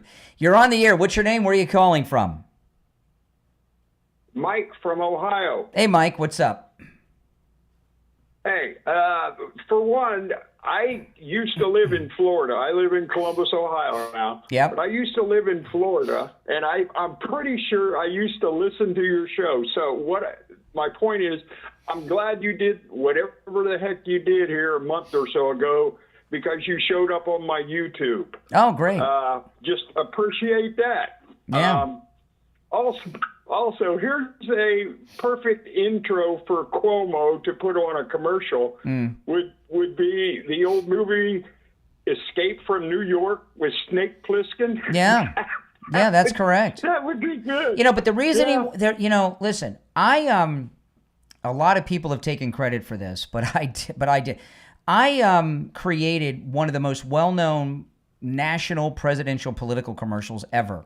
Remember the Swiftboat veterans with John Kerry, right? It's his vice presidential running mate said, if you want to know about John Kerry, ask the men who served with him in Vietnam and all this stuff, and then had all the guys that served with him saying he was a scumbucket. I came up with that commercial. I did that. I made that commercial, the original. It was my idea. And that commercial turned, a lot of people take credit for it, but my friend PJ Gladnick at Newsbusters thankfully wrote a column. I didn't think so many people would take credit for it, for my work. But including some of the Swiftboat veteran people took credit for my work. But that commercial changed the polls around. John Kerry was ahead in the polls until that commercial came out, turned everything around. So I know a little bit about political commercials is the reason I'm telling that story. And, doing an Escape from New York commercial, being chased across the Brooklyn Bridge by Muslims, they won't do it because they're Democrats running against him, and they think that would be considered bigotry and Islamophobic, right? So they won't do it. Cuomo is so afraid of being called a bigot and an Islamophobe that he won't talk. That's the elephant in the room. All right. Crazy. All right. You had a good idea, but that's it. Okay. Now I was mentioning, let me share this story here. New poll is out. Think about this. Now, this is a poll done after the assassination of Charlie Kirk. And of course, after the assassination attempts on the president and our president was shot. New poll, 60%, that's a lot. That's the majority. 60% of young liberals endorse violence to stop deportations. That's crazy. 60% of young liberals endorse violence to stop deportations. 42% of liberals overall support violence of all ages. This weekend is the second No Kings event. It's expected to be a bust. They're trying to go to the well again with something that they did that was successful a couple months ago. And likely it'll be a bust, okay? No doubt about it. Likely it'll be a bust. But whatever you do not go to a No Kings event. I am not going to be going to one. I went to the last one undercover and made a video about it, but I'm not going to this one. One of the reasons I'm not going is because I made the video. A lot of people have seen the video, and the No Kings organizers here in South Florida know me now, okay? They know me. And my cover was almost blown because there were some people there that recognized me from the Tesla protest that I did, if you've seen that video. So my cover has been blown. It's dangerous to go. And what they're counting on is that MAGA people do go. They want you to go so they can have an incident and blame it on you. They want to turn it into their own Tonkin Gulf, okay? Do not go to any of these events. Very important not to go. I don't care where you are in the United States. I don't care how large, how small. You do not want to go. That's the whole. What do you think they're doing this for? And it wouldn't surprise me if there's incidents that they craft and create. I don't know if they'll be able to get enough people turned out. There aren't that many liberals left, and they had a hard time pulling off the last one. But the last one at the No Kings protest they did in I went to the one that was on Fort Lauderdale Beach, and it was a lot of people. But they were 90% gay. Fort Lauderdale is a gay town, and there's a lot of gay activists, and it was, so there was a lot of that factor going on. They don't have that everywhere. But they had at the last No Kings event, they had No Kings protest all over South Florida: Boca, Delray, Palm Beach, Miami, Fort Lauderdale. I went to the one in Fort Lauderdale because it was they had one in Coral Springs. Even, can you imagine? I was in shock. So but they're not going to have the same kind of turnout this time for a whole bunch of reasons. But there will be some of them that are big. The one in Fort Lauderdale will probably have a turnout because the gay, activist and all that. But like with the Tesla protest, they got nothing else to do. It's like, it's like their weekend key party. But if you know what that is. But don't go. They want you to go. Now, I played this at the beginning of the show, and I got to play this every hour because it is, it's fantastic. Nancy Pelosi had a complete meltdown with a reporter from Mike Lindell's Lindell TV. I'll describe the video, and then I'll play you the audio, okay? This is insanely beautiful, okay? Nancy Pelosi had a complete meltdown. So this young girl reporter, she's in her 20s. She's with Lindell TV, Mike Lindell's TV. She's walking behind Nancy Pelosi, who's wearing a green velvet pantsuit. And it looks, I like velvet. I don't have too much velvet clothing. I have some velvet jackets, a couple of velvet jackets. I like velvet. She's wearing this green velvet pantsuit. And the reporter is walking behind her, asking her about turning down the National Guard to protect the Capitol on January 6th. And then she keeps asking her. Pelosi's being held up, literally. She's holding onto the arm of one of her Secret Service agents. And then Pelosi has a freak out, turns around, puts her shriveled up finger in the face of this young girl, and just starts yelling at her. Listen to this. This is fun stuff. Oh, Nancy Pelosi's lost her mind. Congresswoman Pelosi, are you at all concerned that the new January 6th committee will find you liable for that day? Are you at all concerned about the new January 6th committee finding you liable for that day? Why did you refuse the National Guard on January 6th? Shut up. I did not refuse the National Guard. You hear that? Shut up! Oh, that doesn't get better than shut up. Refuse the National Guard on January 6th. Shut up. I did not refuse the National Guard. The president didn't send it. Why are you coming here with Republican talking points as if you're a serious journalist? The American people want to know. We still have questions. Thank you. Oh my goodness. She almost hit her. You could tell she wanted to hit her. I mean, she got really close into her space. Refuse the National Guard on January 6th. Shut up. I did not refuse the National Guard. The president didn't send it. Why are you coming here with Republican talking points as if you're a serious journalist? The American. Oh my goodness. That woman used to run the country pretty much, right? Oh my goodness. That was and you got to give credit to this young girl from Lindell TV. She stood her ground, and when it's over, she turns around to the camera and she's smiling ear to ear because she knows she got it. All right, now I want to talk about Dr. Philip Appleton and his robotic laser away pain treatment. You know, this robotic laser has changed my life, and many of you in this audience who are now living pain-free in our lives. You know, all these pains that he's repaired and rid me of, all 7 of them, I would have still had these injuries and pains if I had not met Dr. Appleton. The only difference is I'd still be suffering. You know, the first pain he relieved me of was my over 30 years of suffering in my right knee.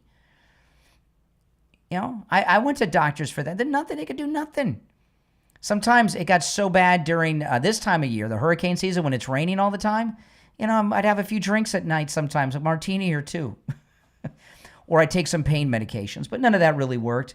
It might have masked the pain a little bit, but it didn't really work. Dr. Appleton treated me, and my over 30 years of suffering was gone, and it has not returned because his robotic laser repairs the damage that is causing the pain. Go see Dr. Appleton. Dr. Appleton offers free consultations. All you got to lose is your pain. Walk-ins are welcome. Appointments are never necessary, even on Saturdays. So walk on in, take advantage of that no-charge free consultation with Dr. Appleton, and let him tell you how he can get your life back pain-free with his robotic laser away pain treatment. His number is 954-973-0710. 954-973-0710. That's 954-973-0710. And online, AppletonCairo.com. We'll be right back.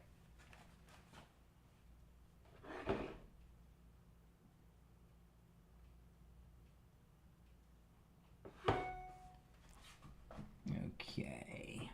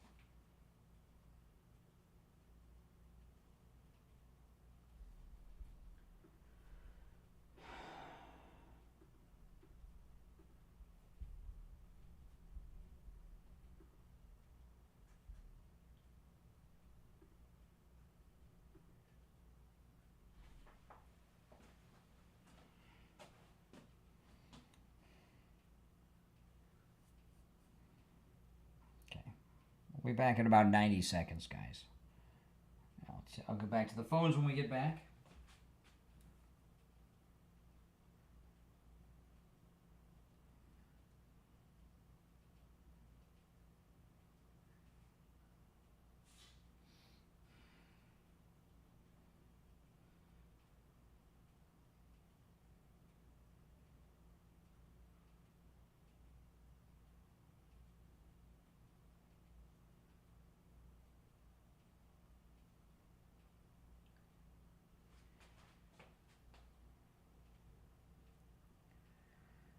Sense.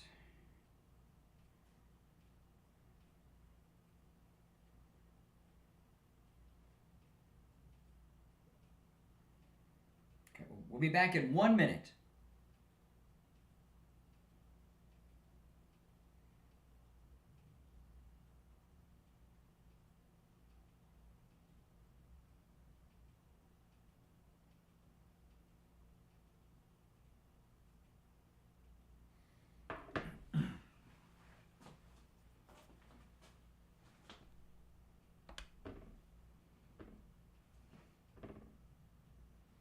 Oh, yes.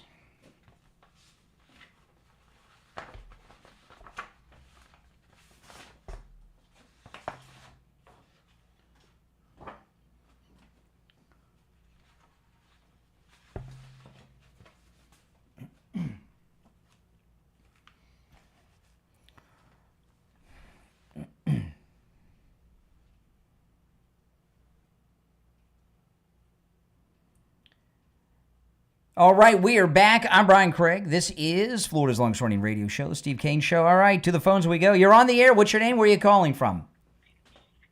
David from Chicago. Oh, hey, David. Hi.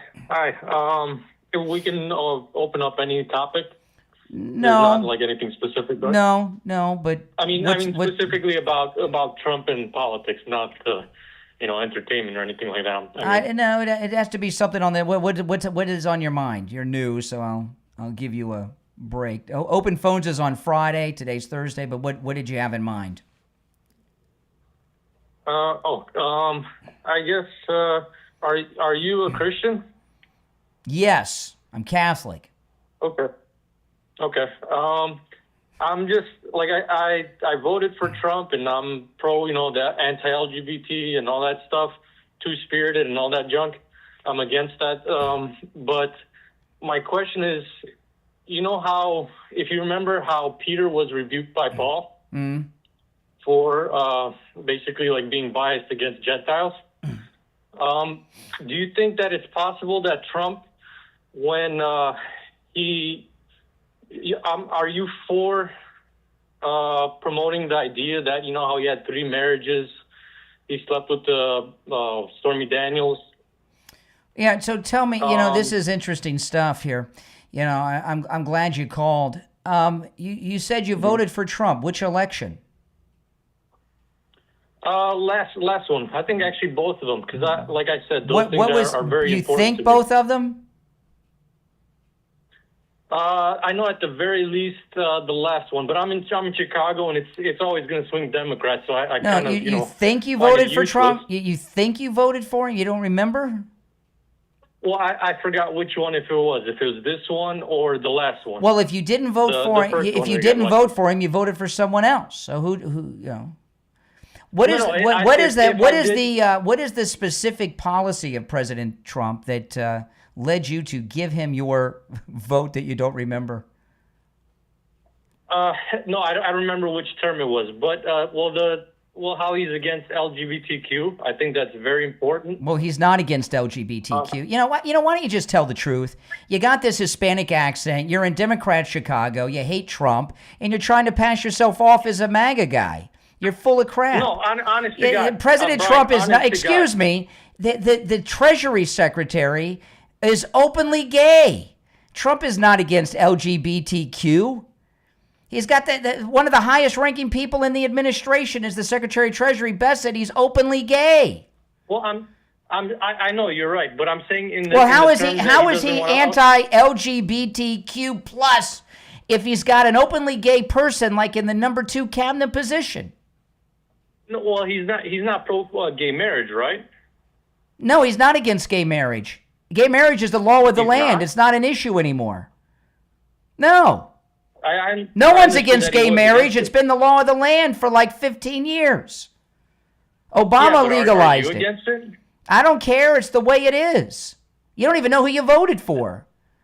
You know? I mean, let me say, you know, this is such crap. You're calling me from the city that is the murder capital of the United States. And I agree. I don't like Chicago politics. And President Trump's coming to the rescue. They already have federal agents there that have been arresting some of the most violent people that have an accent like yours, Latin American.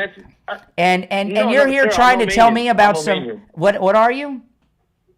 Romanian. Okay, good. We got it out of here. Romanian. I was born here. You know, so this is just crap that you're spewing here. Give me a break. Well, I'm also against I'm also for deporting illegals. I think he's doing a great job on that. Good for you. See, there's this. I appreciate the call. There's this new trend with the seminar callers. Have you noticed? They've all voted for Trump, and this guy can't remember. He's so full of. Yeah, give me a break. I voted for Trump, but it's like Rush always said. The Democrats have that same old playbook. We were talking about the John Kerry race, and I tell you this all the time. These liberal callers, I voted Republican all my life, but George Bush I'm going to vote for Democrat for the first, give me a break. This is one of the oldest things with the seminar callers. I'm a Republican, and the name just changes based on whoever the Republican president or candidate is. Give me a break. He's done everything he promised to do and more. Nobody who voted for him is against him. There's no buts. You're on the air. What's your name? Where are you calling from? Hey, Brian. Good morning. It's Tom from Florida. How are you? Okay. I don't know why you are singing. Hey, Brian. It's Tom from Florida. How are you? Wow. Little strange. What's on your mind, Tom from Florida? Well, you just made a comment where whoever voted for Trump doesn't regret voting for Trump. Correct. That is probably that's not. Well, there's no poll, but I guarantee you that's not true. Of course. Why? Explain to me. Okay, we're talking in 2024. We're talking about. Slow down for a second. We're talking about 2024, right? Give me a specific reason why someone who voted for Trump in 2024 would regret that vote now, after the assassination of Charlie Kirk and all these things. Tell me why. You ready for this? Okay, all right. Well, the assassination of Charlie Kirk put to the side, okay, that's very unfortunate incident. But people who voted for Trump, I guarantee you they never thought that this man would look after his family's interests and make them probably, they were a rich family, but now they're one of the richest in the world. Yeah, this is some made up Rachel Maddow joy. No, Give me a specific. No. Hold on. Give me you're this liberal guy. Give me a specific policy of President Trump's that was a betrayal to those who voted for him in his second term. He made some policy he put in place. Give me the policy. And man, I shouldn't have voted for him. He did this. It might not be a policy, but it's blatantly. So you don't have a policy. In front of you that you can see that. So you don't have a policy. All this Bitcoin and all this stuff. Okay, I'll give you this. Nobody question, cares ready? about that. He doesn't have Bitcoin. Hey, you ready for this? What other president has come into the office and become one of the richest men in history by doing so? He was the richest president in history. He was the richest president in history when he got elected. However, George Washington, who was the first, George Washington, you know who he is? George Washington? Yeah, he was the guy who crossed that river, right? Come on, man, go ahead. Okay, George Washington. George Washington was the richest man in the colonies. Okay. And he was the first president. So he was the richest man in the United States, and he became president. You asked for a name. You asked for a name, and I gave you one. Oh my goodness. Oh well, other than the one that you give me. Oh my goodness. Let me talk about coastal weight loss secret. I was talking the other day how I took all the shirts out of my closet. And I laid them out on my bed, and my wife and I went through them, and we threw away all the shirts that don't fit me anymore because I'm too small. The ones that I don't know what is the opposite of outgrown, because that's what I've done. And this weekend, we're doing the same with all my pants. And I had a lot of shirts. I got a lot of pants. I don't get rid of anything. I wear clothes until they fall apart. That's just how I am. I'm not into clothes. I have a few fancy clothes that I wear on the cruise. I got to try all my cruise clothes on because I'm going to have to get some alterations. But I'm going to go through all my pants and get rid of all the pants that are too big for me now that I still have, and there's a lot of them. It's absolutely amazing. I started this in January. I've lost all this weight, and I have, the show is now 4 hours. I start the show at 5 a.m. Now, right? I start, online on YouTube. If you follow me on YouTube, I start the show at 5 a.m. The reason I'm able to do that is because I have so much more energy that I've lost all this weight. I've lost over 35 pounds. My stomach is flat. I threw out all my old shirts that are too big. And this weekend, my wife and I got to go through all my pants. I'm very excited to do this. And losing all this weight, it's given me like a whole new life because I have so much more energy. Call Coastal Weight Loss Secret and schedule your free consultation. They can help you no matter where you are in the United States. We have listeners all over America who are losing weight with Coastal Weight Loss Secret. 561-247-6300. 561-247-6300. That's 561-247-6300. And online, coastalweightlossecret.com. Yeah, that was, oh my goodness. The liberal callers today. Oh, by the way, for those that say tariffs don't work, this was just announced. This is in Breitbart. Stellantis will be investing $13 billion in the Rust Belt, bringing overseas production back to the United States.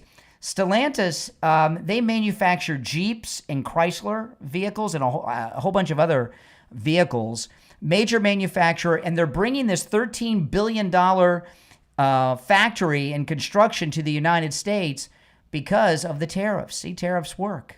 Brings jobs back here. Brings manufacturing back here. Who would have thought manufacturing could have been brought back to the United States? Trump's doing it. I thought that was impossible, but Trump, he knows. He understands things. Tariffs work. This is an example. Callers on hold. You stand by. It's the Steve Kane Show. I'm Brian Craig. We'll take our break. Our number, 888-465-2631. We'll be back right after our top of the hour break. Don't go anywhere.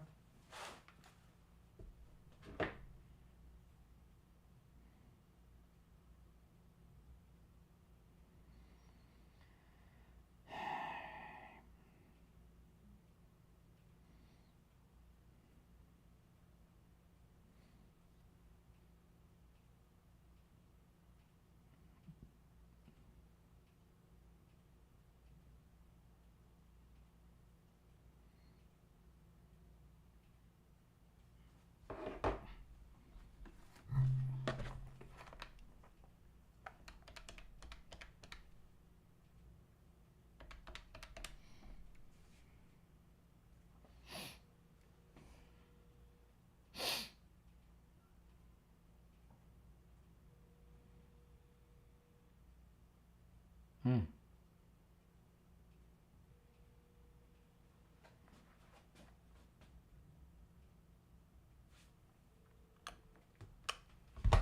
right, if you're on hold, hang in there.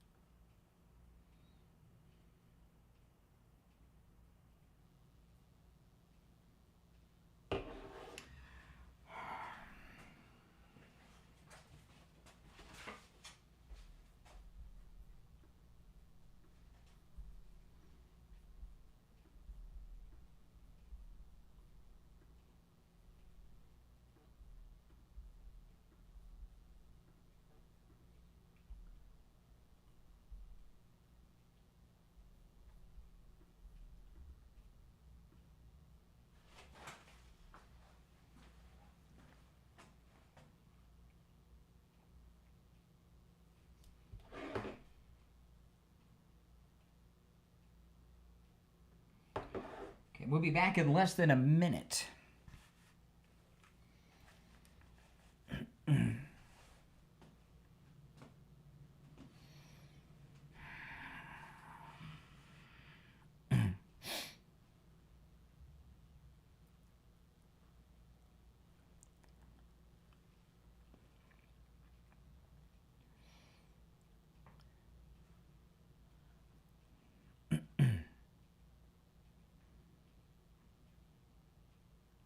30 seconds.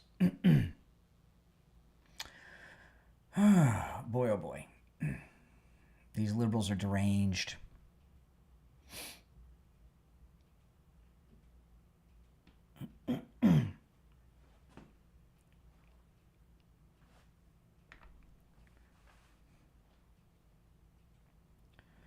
All right, welcome back. The final hour has begun. You're listening to The Steve Kane Show, Florida's longest-running radio show. You're on the air. What's your name? Where are you calling from? Hey, good morning. It's Bob from Pompano Beach. Hey, Bob. Hey, I know you have a lot of idiots calling in, and this last idiot talking about Trump being enriched by being a president.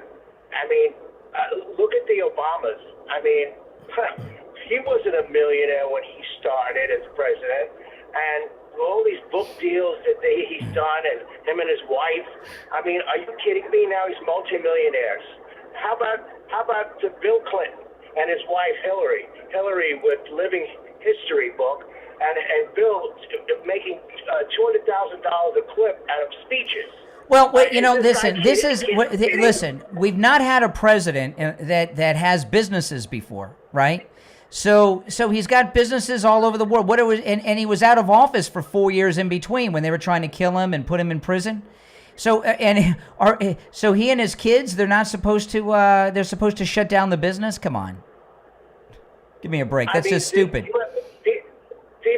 People call in and they should think of what they're saying and try to make some sense. Well, you're asking a lot. You're talking about Democrats. You're asking a lot.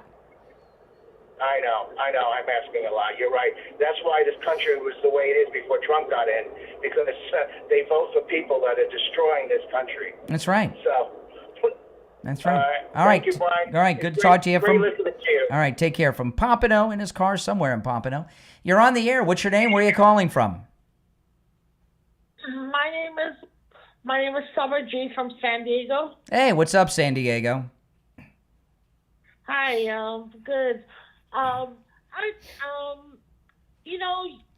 You might be a father and you have a mother that gave birth to you. I feel like everybody has a duty and right to speak. Did you say I probably have a mother that gave birth to me? How else does that happen? No, I said you're probably a father. Yes, I am a father, although some of the callers today think I'm a mother, if you get my drift. But yes, I am a dad. And I do have a mother who gave birth to me, yes. Yes. And so you have everything to do with being pro-life and speaking for the defense of unborn children that don't have a voice for themselves. Yes. Right? Yeah.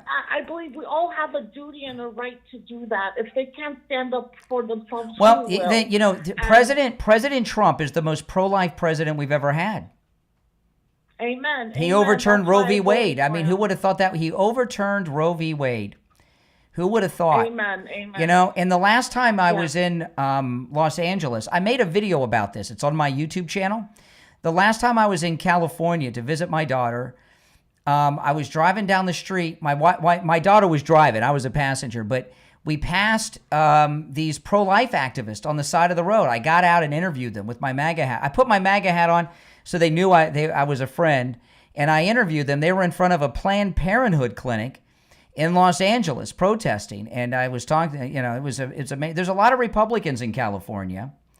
And we might, you know, California is on the verge of becoming a red state again with the deportations going on. Oh, I wish. It's true. That'd be awesome. Yeah. There are more Republicans in California than in Florida. Oh, wow. There are. That's good news to me. Yeah, you have more registered Republicans in California than there are in Florida. Well, that's good to know. Tell your friends. Yes, I will. And I will tell them. San Diego must be a lot nicer these days without the illegals going through it all day and night. Yeah, I haven't seen any or met any. I just, I mean, you can't live anywhere else in the world illegally. I mean, especially Mexico. I mean, why would we let them live here illegally? You know, you can't live anywhere else. I've heard from, including my daughter, who told me that the traffic on the LA freeway, it's like non-existent now, like the old days, because the illegals aren't on the roads anymore. Isn't that something? I hope they stay out of here. Oh yeah. Yeah, that's awesome. I know. Trump is the best president we've ever had. It's because of him, through God's grace. That's exactly right. Who he gave it to last time? Who he's giving it to? He's not taking his salary. They make him take it, so he donates it every time he gets paid, and he gets paid quarterly. What an amazing person. Yeah, isn't that something? Yes. What other president has done that? Something. What other president has done that? No, they're these greedy liberal Democrats. Listen to this. Even during the government, that's exactly right. Even during the government shutdown, the congressmen are still getting paid. The senators and the House members are still getting paid during the government shutdown. Their staffs aren't, but they are. Yeah. But Trump doesn't take a salary. It's all about money for them. All right. Well, listen. Welcome to the show. Thanks for calling. Thank you. Have a great night. All right. It's the morning. Well, she's 3 hours behind, so it's 5:09 a.m. for her. I guess she's a night owl. You're on the air. What's your name? Where are you calling from? Hey, Brian. It's Patty from New Jersey. How are you today? I'm doing all right, Patty. The liberals in the audience are not. They're very unwell this morning.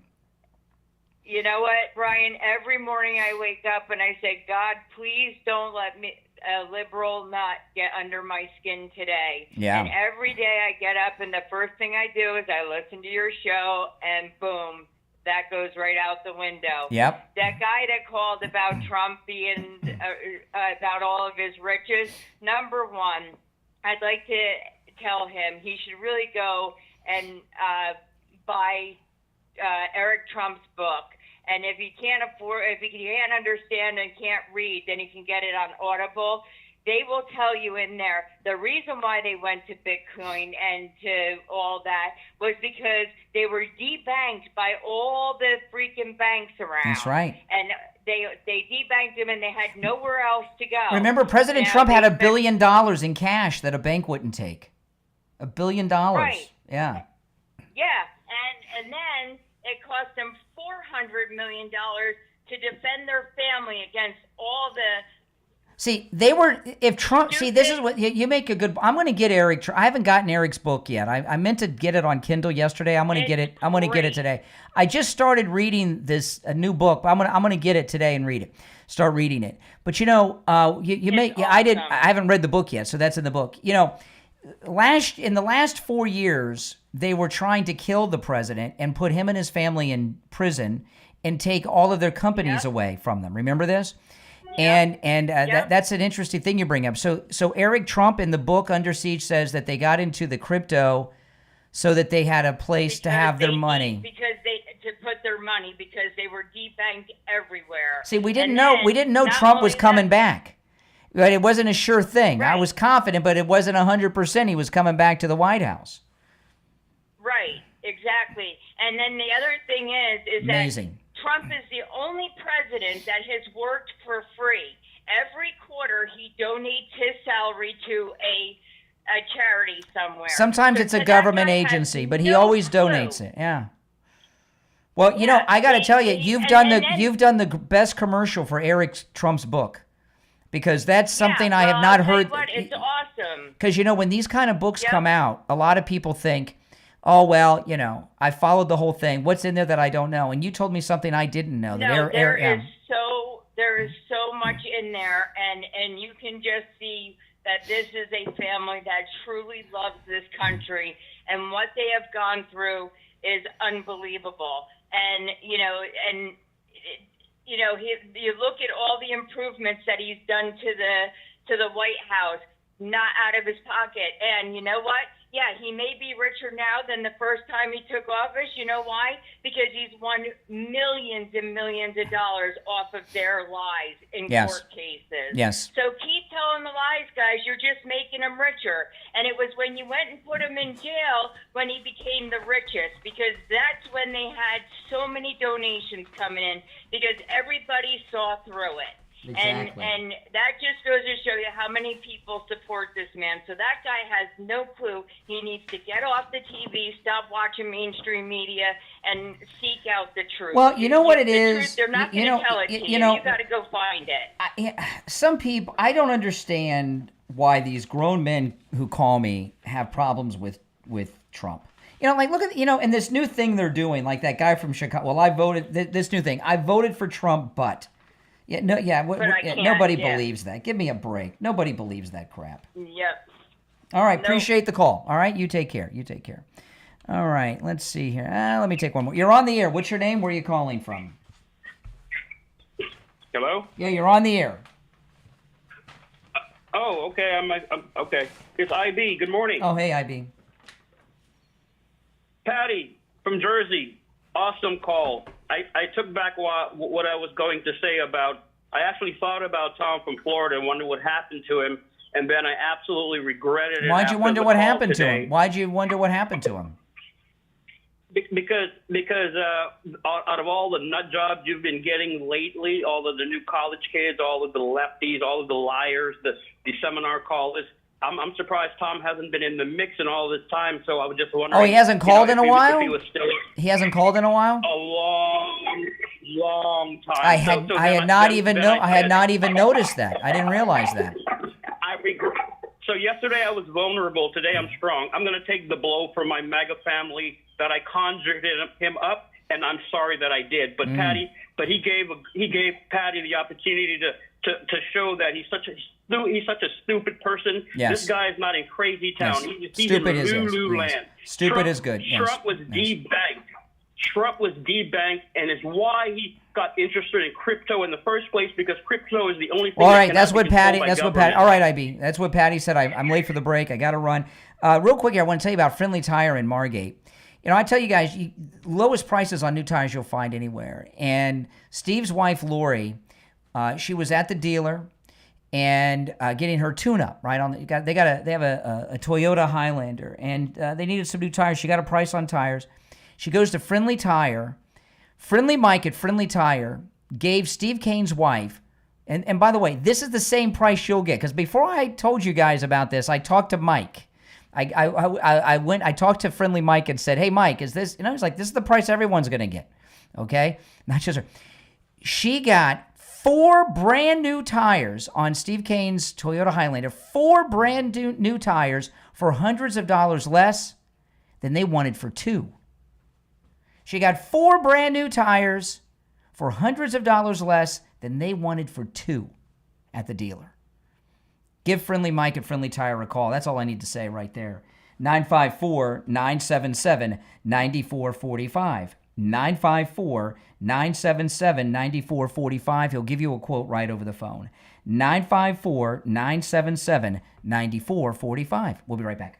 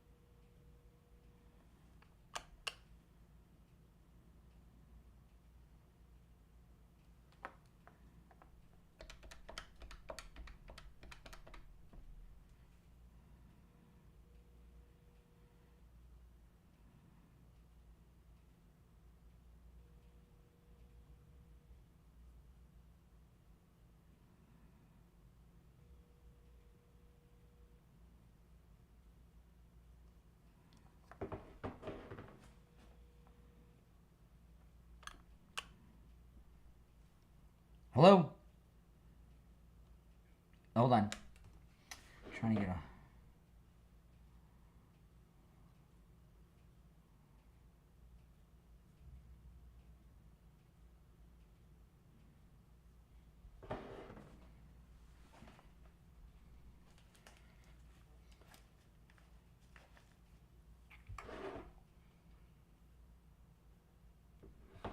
We'll be back in just over a minute, guys. Don't go anywhere. I'm excited to announce that we're having our biggest 3-in-1 sale ever with a limited edition product, a back-in-stock special, and a closeout deal you won't find anywhere else. So go to MyPillow.com or call the number on your screen. Use your promo code to get our MyPillow bed sheets, only $29.88. Any color, any style, any size, even kings. Regular $119.98. Only $29.88. Once they're gone for good.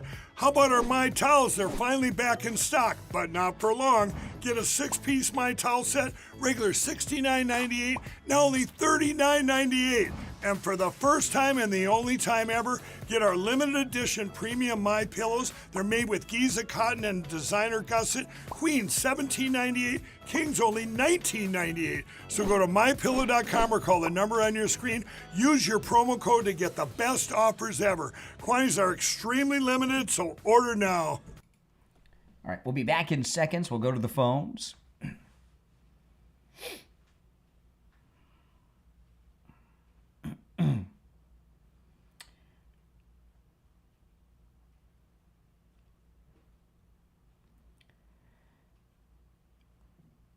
All right, welcome back. I'm Brian. It's the Steve Kane Show, Florida's longest-running radio show. Call us on hold. Stand by. You know, this morning, later this morning, is Attorney Barry Siegel's workshop in Wellington.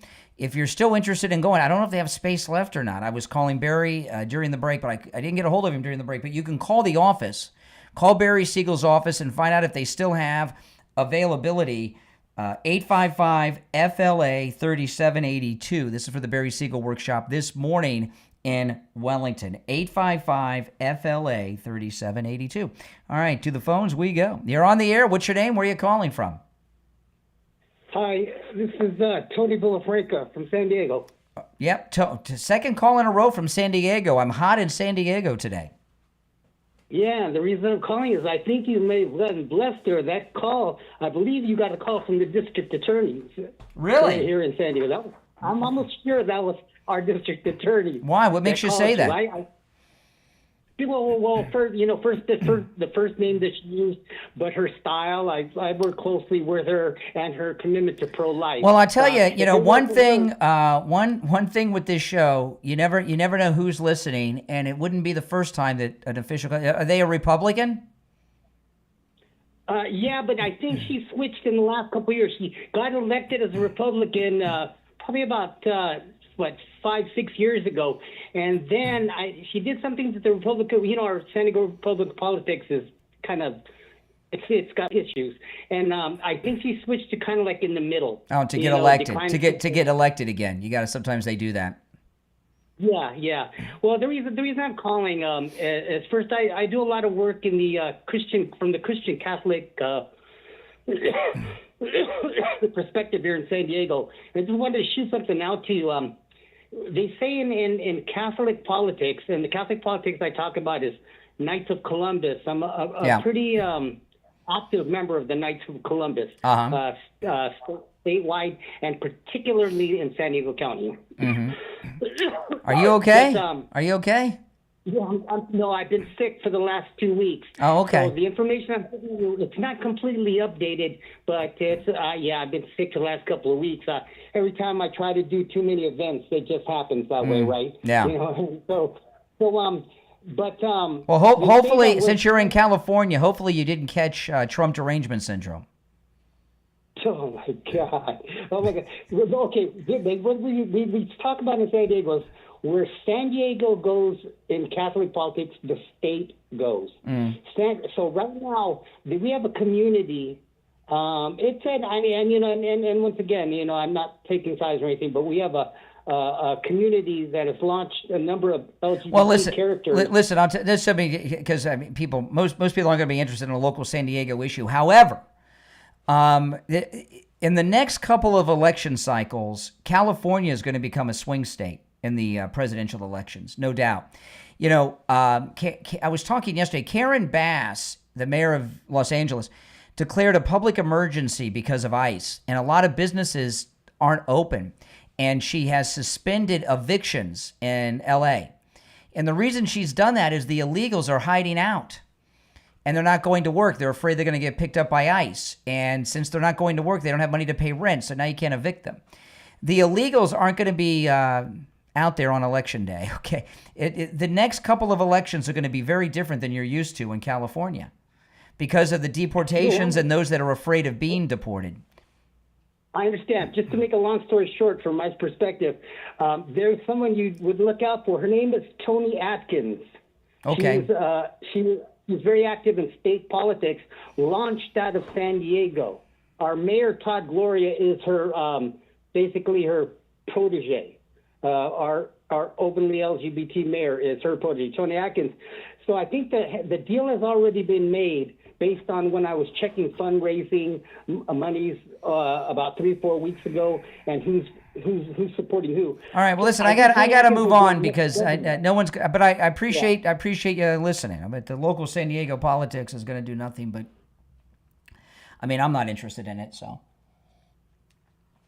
I know it's important because San Diego's part of California. And we want San Diego to go red, no doubt about it. All right. If you're on hold, stand by. The number is 888-465-2631. You're on the air. What's your name? Where are you calling from? Yeah, go ahead. You there? I'm there. Hi. Yes. Can you hear me all right? I can.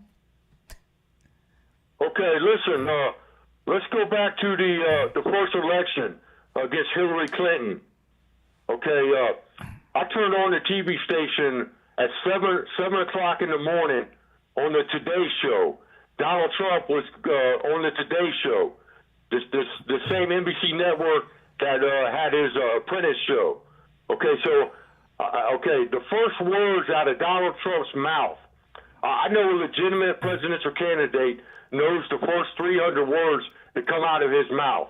Okay, at 7 o'clock in the morning, Donald Trump's on the Today Show, and the first words out of his mouth are very arrogantly, he says, "My presidential polls are going up so high, I can walk out here on Fifth Avenue and shoot somebody. Yes. And my presidential polls are going to go up even higher." And I still get yeah. You said that more than once. Yes. That word shoot does not just roll off the tongue.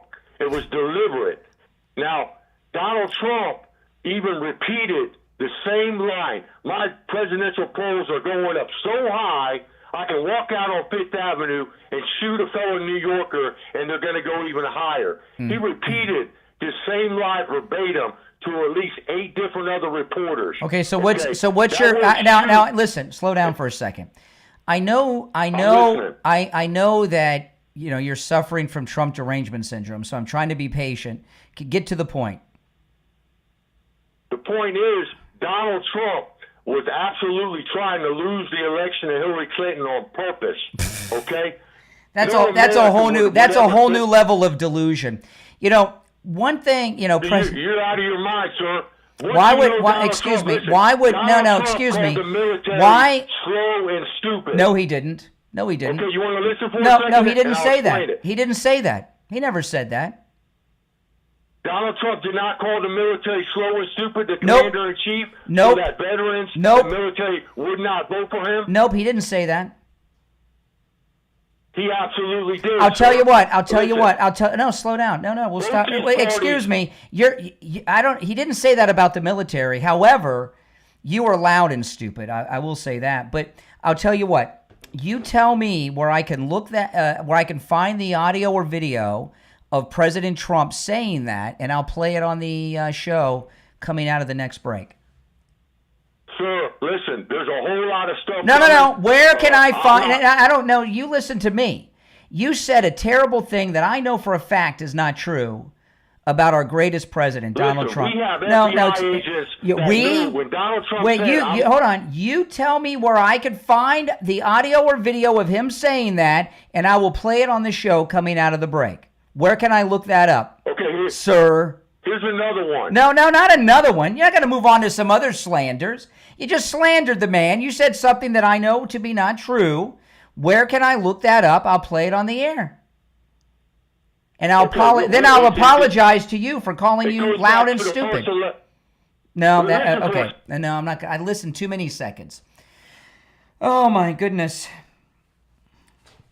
These people. You know what I wonder about a guy like that? Does he believe that, or is he just regurgitating a talking point? Right? Is he a seminar caller who's just regurgitating a talking point, or does he know that President Trump didn't say that? But if President Trump had said that about soldiers, I wouldn't have to ask him where to find the audio. It would be everywhere for me to share and play for you. We would hear it nonstop, and we would have been hearing it for years. My name is Brian Craig. You're listening to The Steve Kane Show, Florida's longest-running radio show. Back after this. You're on the air. What's your name? Yes, sir. No. I just called you. It's one call per day. You're in Florida.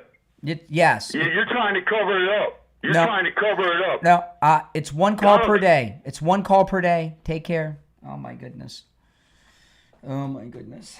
See what I got to deal with? He's trying to dox me. Didn't work out how he wanted it. Now he wants to dox me. Okay.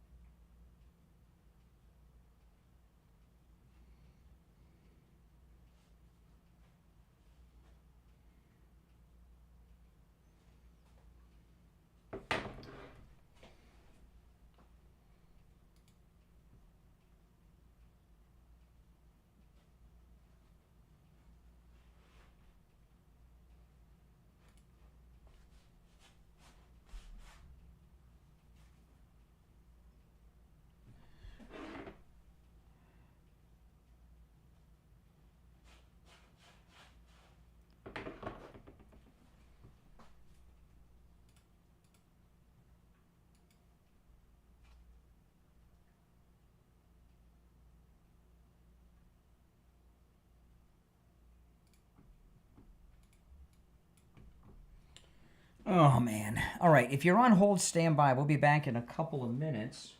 I'm just queuing things up for the rest of the show. Okay.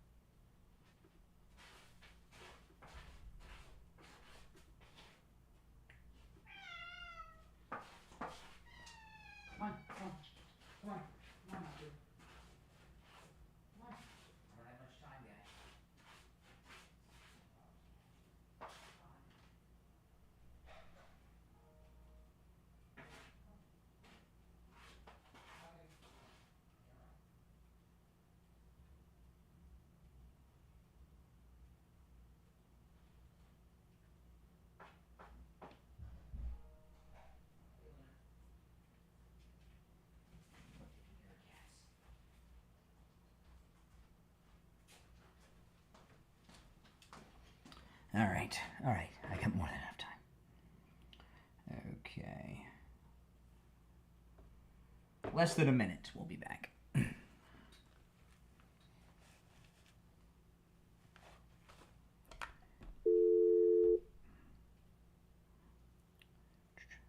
Hello? Hello, Brian. Hold on. I thought it was that same guy. I wasn't going to let him back on. Okay, stand by.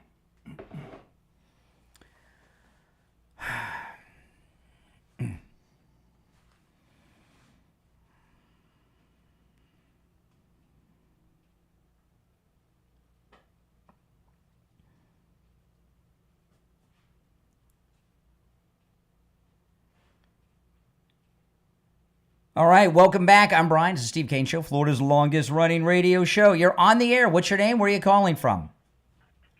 Hey, Brian. It's Job 9 calling from California. Mm-hmm. It's California morning for you, so. I guess so. Yeah. I'm very popular in California today. Yes, you are, because Republicans are hardworking people. Yes. I mean, yes, Hey, somebody's got to work in California. I don't know if you mentioned this at all, but I think it was yesterday that the county, not the city, which Karen Bass is the mayor of, the county of Los Angeles ended up stating that there was a state of emergency. She declared it too. She's declared it too. I got the local news. She declared it. No, the reason she did that is. I talked about this yesterday. The reason they declared the state of emergency, it stops evictions. A lot of the illegals aren't going to work because they're afraid they're going to be deported, so they're not able to pay the rent.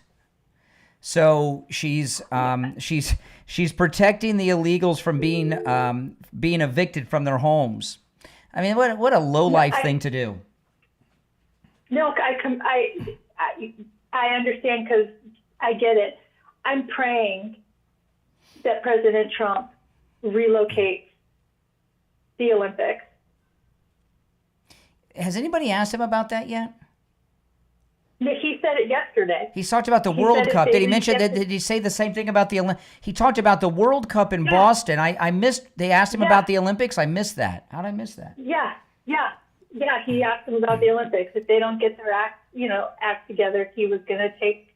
He said that the soccer situation was much easier, and that's because of the relationship that he has with that guy, Johnny, I think his name is. Plus, it's one venue. The Olympics is like a whole thing. Right, but he said that he would be willing to go to the Olympic organization and request that they end up changing the venue. Oh my goodness! I hope he does it. Oh my goodness! Because I've been watching the LA City Council, and these people are already asking for that money because they're going to be getting. Of course they are. Of course they are. They want, and remember, President Carter boycotted the 1980 Olympics. They were in Moscow because because Russia invaded Afghanistan. So the 1980 Olympics were boycotted. So even though I remember it happening, I was only 9, so I don't remember what the liberal reaction was to that. And this does not seem legal in my mind. How you can be facilitating? I really don't think that this the whole thing of stating that. No, the entire listen. The entire state of California, the city of Portland, and the city of Chicago and the city of Boston are in open rebellion against the United States federal government. They're in open rebellion. There's no ifs, ands, or buts, and they are. But with that being said, they're also giving them money, so they're financing them. A lot of it's being cut off. I don't want to go through this again because I talked about it earlier. California, the government, but I'll give you a short version. The Democrat Schumer shutdown over the Medicaid for the illegals is in large part because of your state of California. These blue states have all these illegals using the ERs as clinics for their whole families. and they're no longer getting reimbursed from the federal government through Medicaid. And all of these blue cities and states are about to have the biggest financial collapse in history. And because of it. Our deficit in regards to Medicaid is $8.1 billion. Oh, that's just the beginning. Yes. That's only the beginning. Yeah.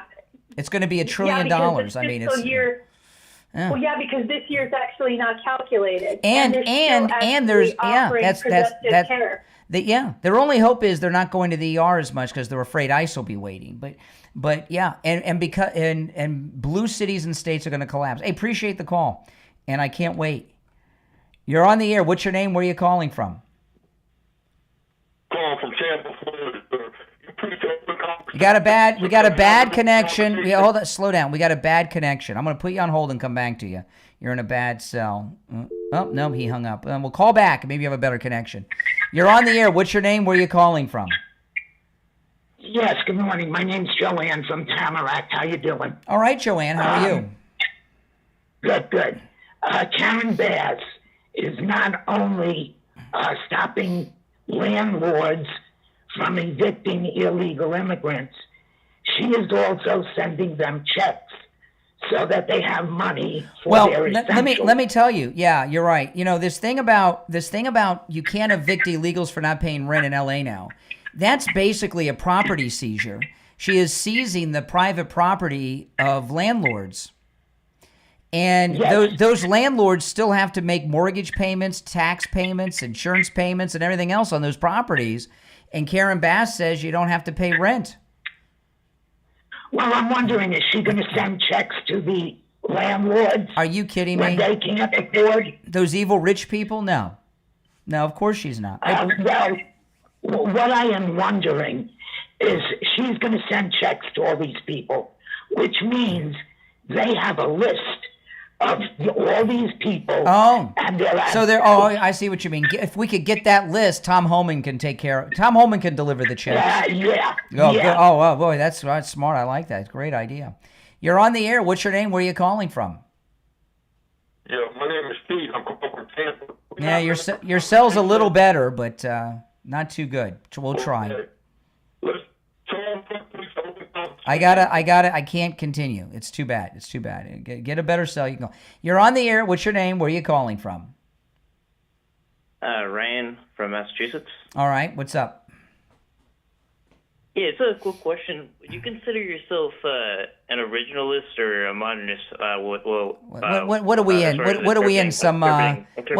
What are we in? Some college lecture?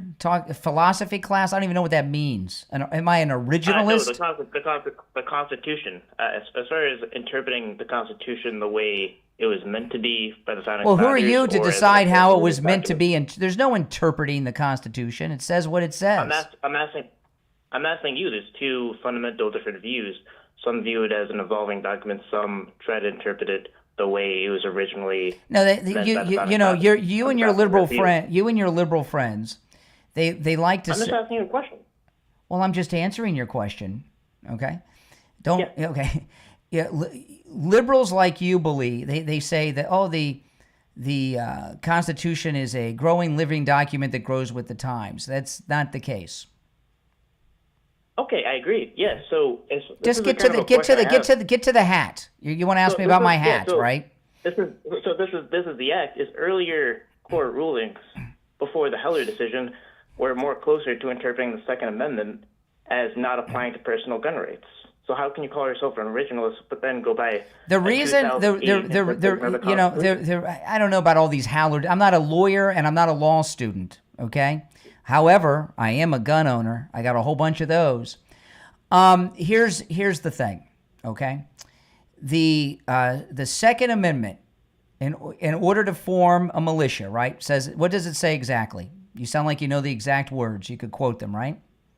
A well-regulated militia? In order to maintain a well-regulated militia, right, the right to bear arms shall not be infringed. Why do you think they worded it that way, college boy? Well, I understood that was pertaining to militias. Okay. Not personal gun rights. Oh my goodness. No. Okay. That was the original interpretation of the Constitution. Okay. No. You're probably not old enough to remember this, but are you familiar with an educational cartoon series called Schoolhouse Rock? No. Oh, it's too bad. You see, that's why they don't want you guys to know about Schoolhouse Rock, because then you'll learn what the country's really about. You won't be a liberal lunatic. There's Schoolhouse Rock was a great educational thing. It's still available online, and they have different sections about speech, like grammar, numbers, math, arithmetic. And one of them's called America's Rock. And one's about the shot heard round the world. And there's a line, and there's songs that teach you about things.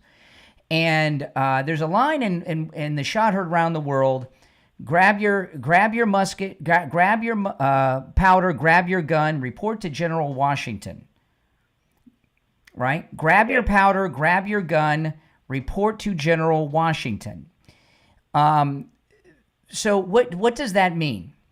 Well, I'm not going by a cartoon. I'm going by. I'm not going about a cartoon. You're the cartoon. Excuse me. In this conversation, you are the cartoon.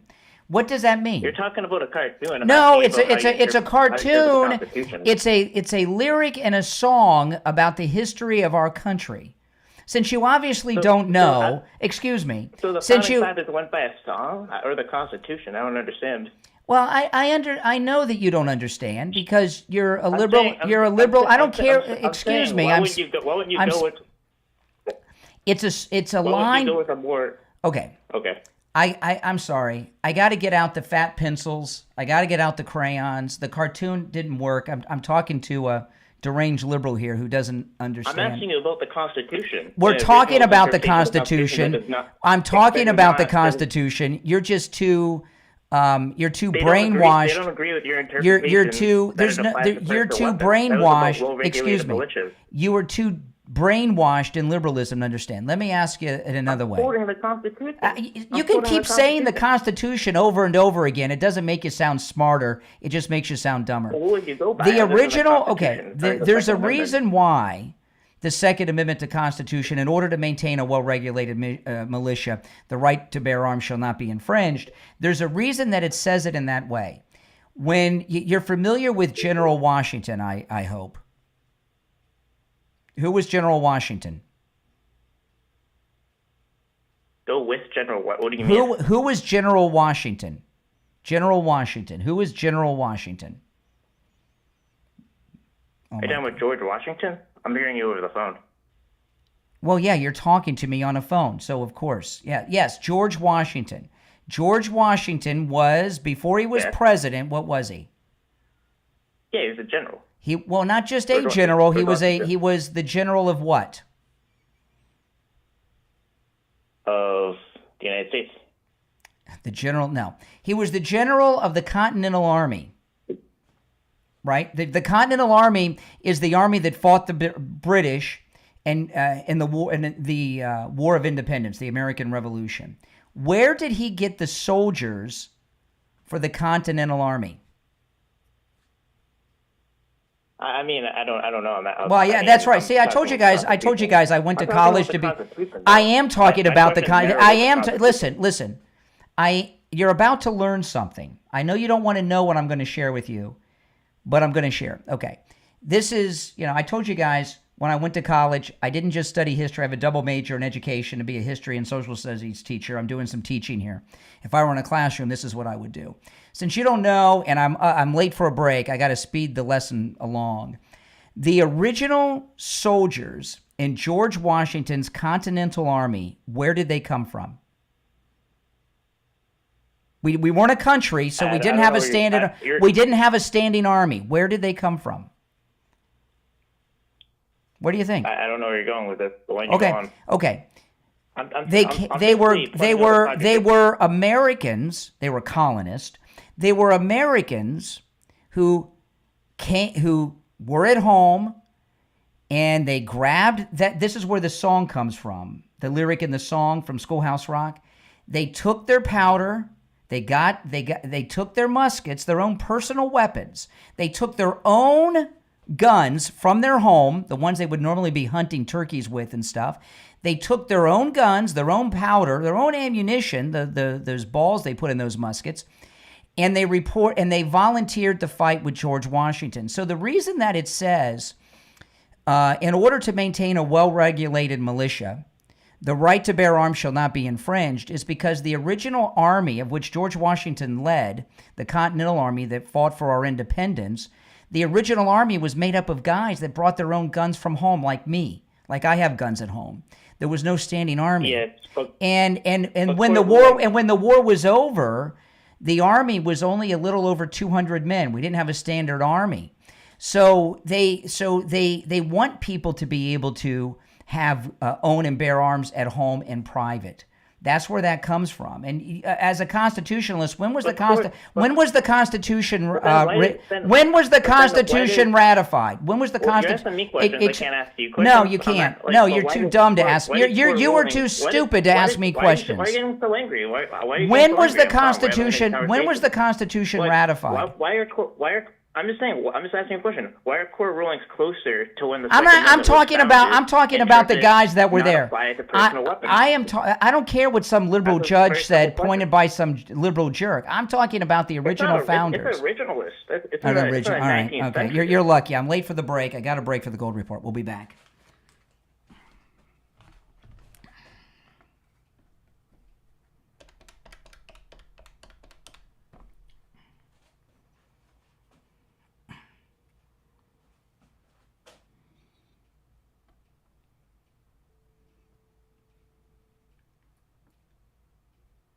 Hey there, hold on. Oh my goodness.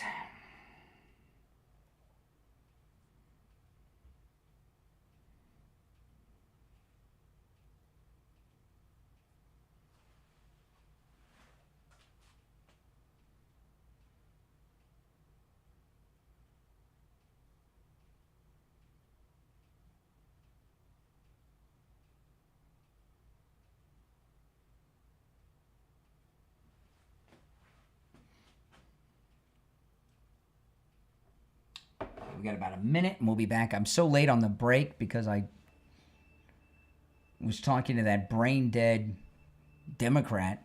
My goodness. I mean, that's what they teach kids today. Nothing. They go to school, they go to college, and they don't know jack. They get brainwashed and garbage. My goodness. I could not have dumbed that down any more than I did to that guy.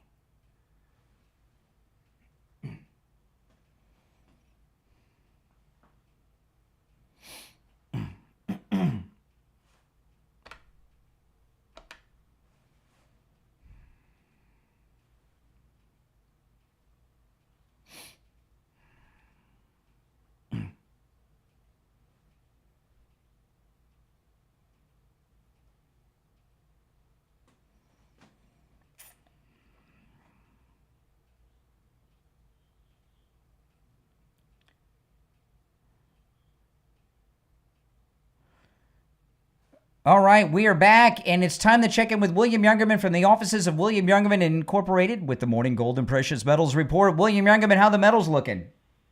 Metals are looking amazing still, Brian. The markets continue to rally to new highs every day, it seems.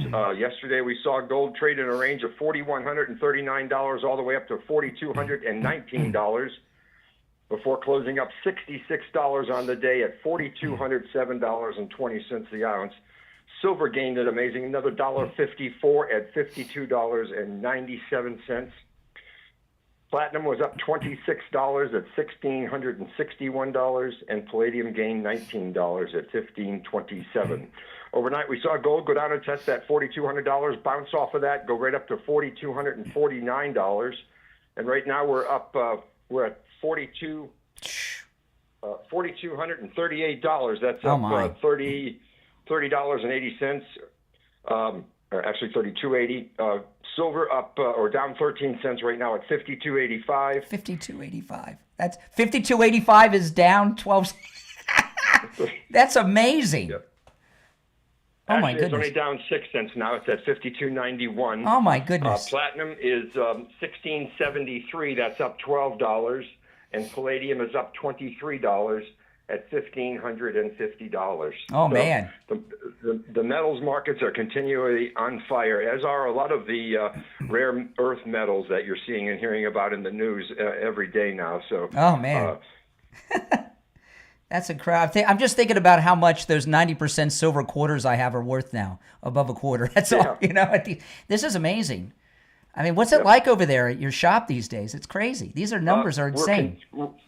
We've been literally lined up all day long for days now. So if you're coming in, please be patient. We are taking care of people as fast as we can, but understand that there may be a little wait. When people are coming in, I mean, everything is hot. And I one of my buddies the other day is like, you think silver's going to get to $50? That was like a couple days ago. I can't, now we're at 52. When it comes to gold and silver, are people just buying everything, or is there anything in particular that people are saying, I want to get this, I want to get that? They usually go where the least premium is on stuff, but they're buying everything, to be honest with you. I mean, everybody has their own favorites. Yeah. And fortunately, we've been able to maintain our inventories, and whereas most dealers are out of stock. So we are still able to service our customers with all their precious metals needs. Oh, yeah. I mean, William Youngerman's, it's where people go after hurricanes to do business. I mean, you're never out of stock. And I imagine you've got people coming in with little tiny gold chains and things in there that are just worth a fantastical amount of money right now to turn into cash. Yeah. I mean, when we tell them the numbers on their little things that they've been sitting in their drawers, broken jewelry and things like that, they just are amazed that I've seen people practically in tears just thanking us. A little tennis bracelet could goes pretty far these days. This is these are the times you've been telling us we're coming for years, and here and we're not done. Well, listen, William Youngerman opens up at 10 a.m. If you have any questions, give him a call. And remember, you can do your transactions over the phone and through the mail. 1-800-327-5010. 1-800-327-5010. The address is 150 East Palmetto Park Road in Boca on the first floor of the Bank of America building, just east of US 1 Federal Highway on the south side of Palmetto. And you can find both his address and phone number on his website, WilliamYoungerman.com. That's WilliamYoungerman.com. All right, William Youngerman, we'll finish out the week tomorrow. Okay, have a great day. Thank you. All right, take care. That last caller, Mr. Originalist Constitution, wants to talk about some recent court rulings as opposed to the original, I could not have dumbed that conversation down any lower than I did. And there was no getting through to that guy. There's this, have any of you known these guys? They're young guys, 20s, 30s. They think they're the first ones to go to college. They got a little bit of information about something in college, and they think they have knowledge, and they think they're smarter than everybody else. But what I explained to him about the Second Amendment is very, very true, and it's really scary. It's really scary. I've been talking to young people on the air. You guys know for how long? Since I was a young person. I have never talked to young people that were so uninformed about the very basic things about our great country as I do these days. They know nothing. They do not teach anything about the way this country works. We used to say this about the colleges, but this is true about the pre-K through 12. The American education system is a liberal indoctrination center. That's all it is. They teach them to think like a liberal, to see the world as a liberal, and think that all these liberal things are true, and then they go around thinking they're knowledgeable and smarter than everyone else. And see, this is why they assassinated Charlie Kirk, don't you see? Because they were losing the youth. And I want to share something Do I have time? I'm running short on time. Let me tell you about Coastal Weight Loss Secret first. Let me tell you, guys, we have great sponsors on this program, on this radio station, that are just life-changing sponsors for me when it comes to my health. And you hear me talk about them a lot. And one of them is Coastal Weight Loss Secret. You know, I started the Coastal Weight Loss Secret in January. I hit my goal weight in 3 weeks. I wanted to lose 25 pounds. I did that in 3 weeks. I lost over 35 pounds. I don't want to lose anymore. I'm in the maintain phase. This is what I weighed 29 years ago when my wife and I met and married. Right? And you hear me talk a lot about it. It is, and I've expanded the show to 4 hours. Okay? I do an hour before the radio show starts online. I'm able to do that because I have so much more energy now. Because I've lost all this. I didn't even realize I needed to lose weight until I started losing weight and saw what I look like in the face before. And when I saw those pictures of me on Inauguration Day at Wings Plus with all you guys that showed up after I'd lost that first 25 pounds, I was embarrassed at how I looked, and I kept losing. And now I'm at my ideal weight at a point that I never thought I'd be this weight again. The weight I was when I got married 29 years ago.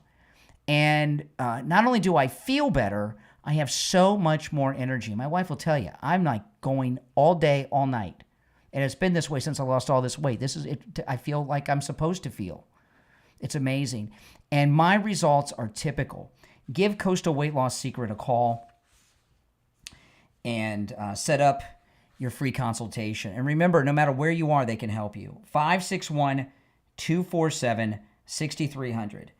561-247-6300, 561-247-6300, and online, coastalweightlossecret.com. Now, I'm really short on time, and I don't have this queued up, so I don't even think I've got time to play it, and I got to find it and everything else.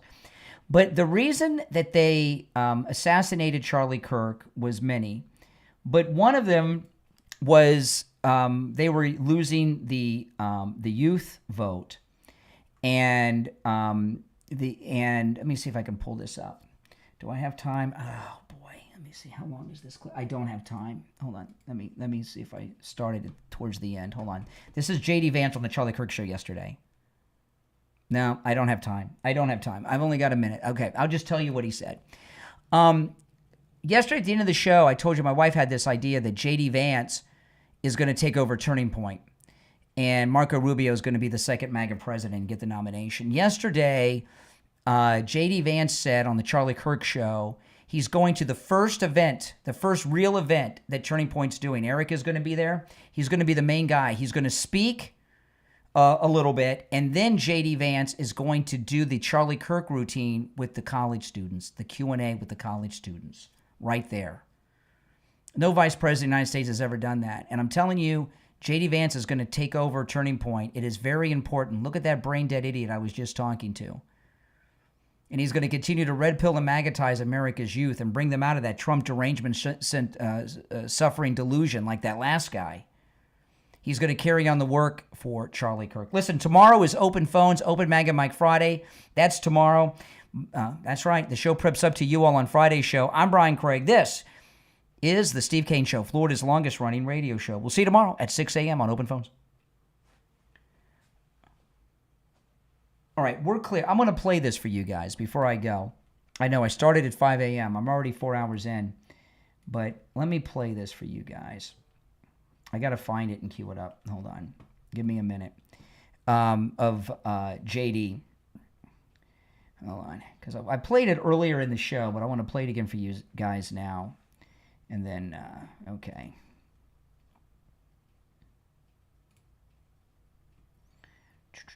Yeah, okay, here it is. This is J.D. Vance. He's on the Charlie Kirk Show yesterday. You are actually going to be joining Erica Kirk on our campus tour. This is going to be a big one. Big one. At Ole Miss. If you could throw the graphic up there, guys. 179. Throw the graphic up. There it is. So Erica Kirk and J.D. Vance and at Ole Miss. And correct me if I'm wrong. Will's going to get mad at me here. Now listen to this. That's October 29th, I believe, at Ole Miss, Oxford, Mississippi. And we also, the other pictures you see on that graphic are going to be Benny Johnson, Lara Trump, Eric Trump.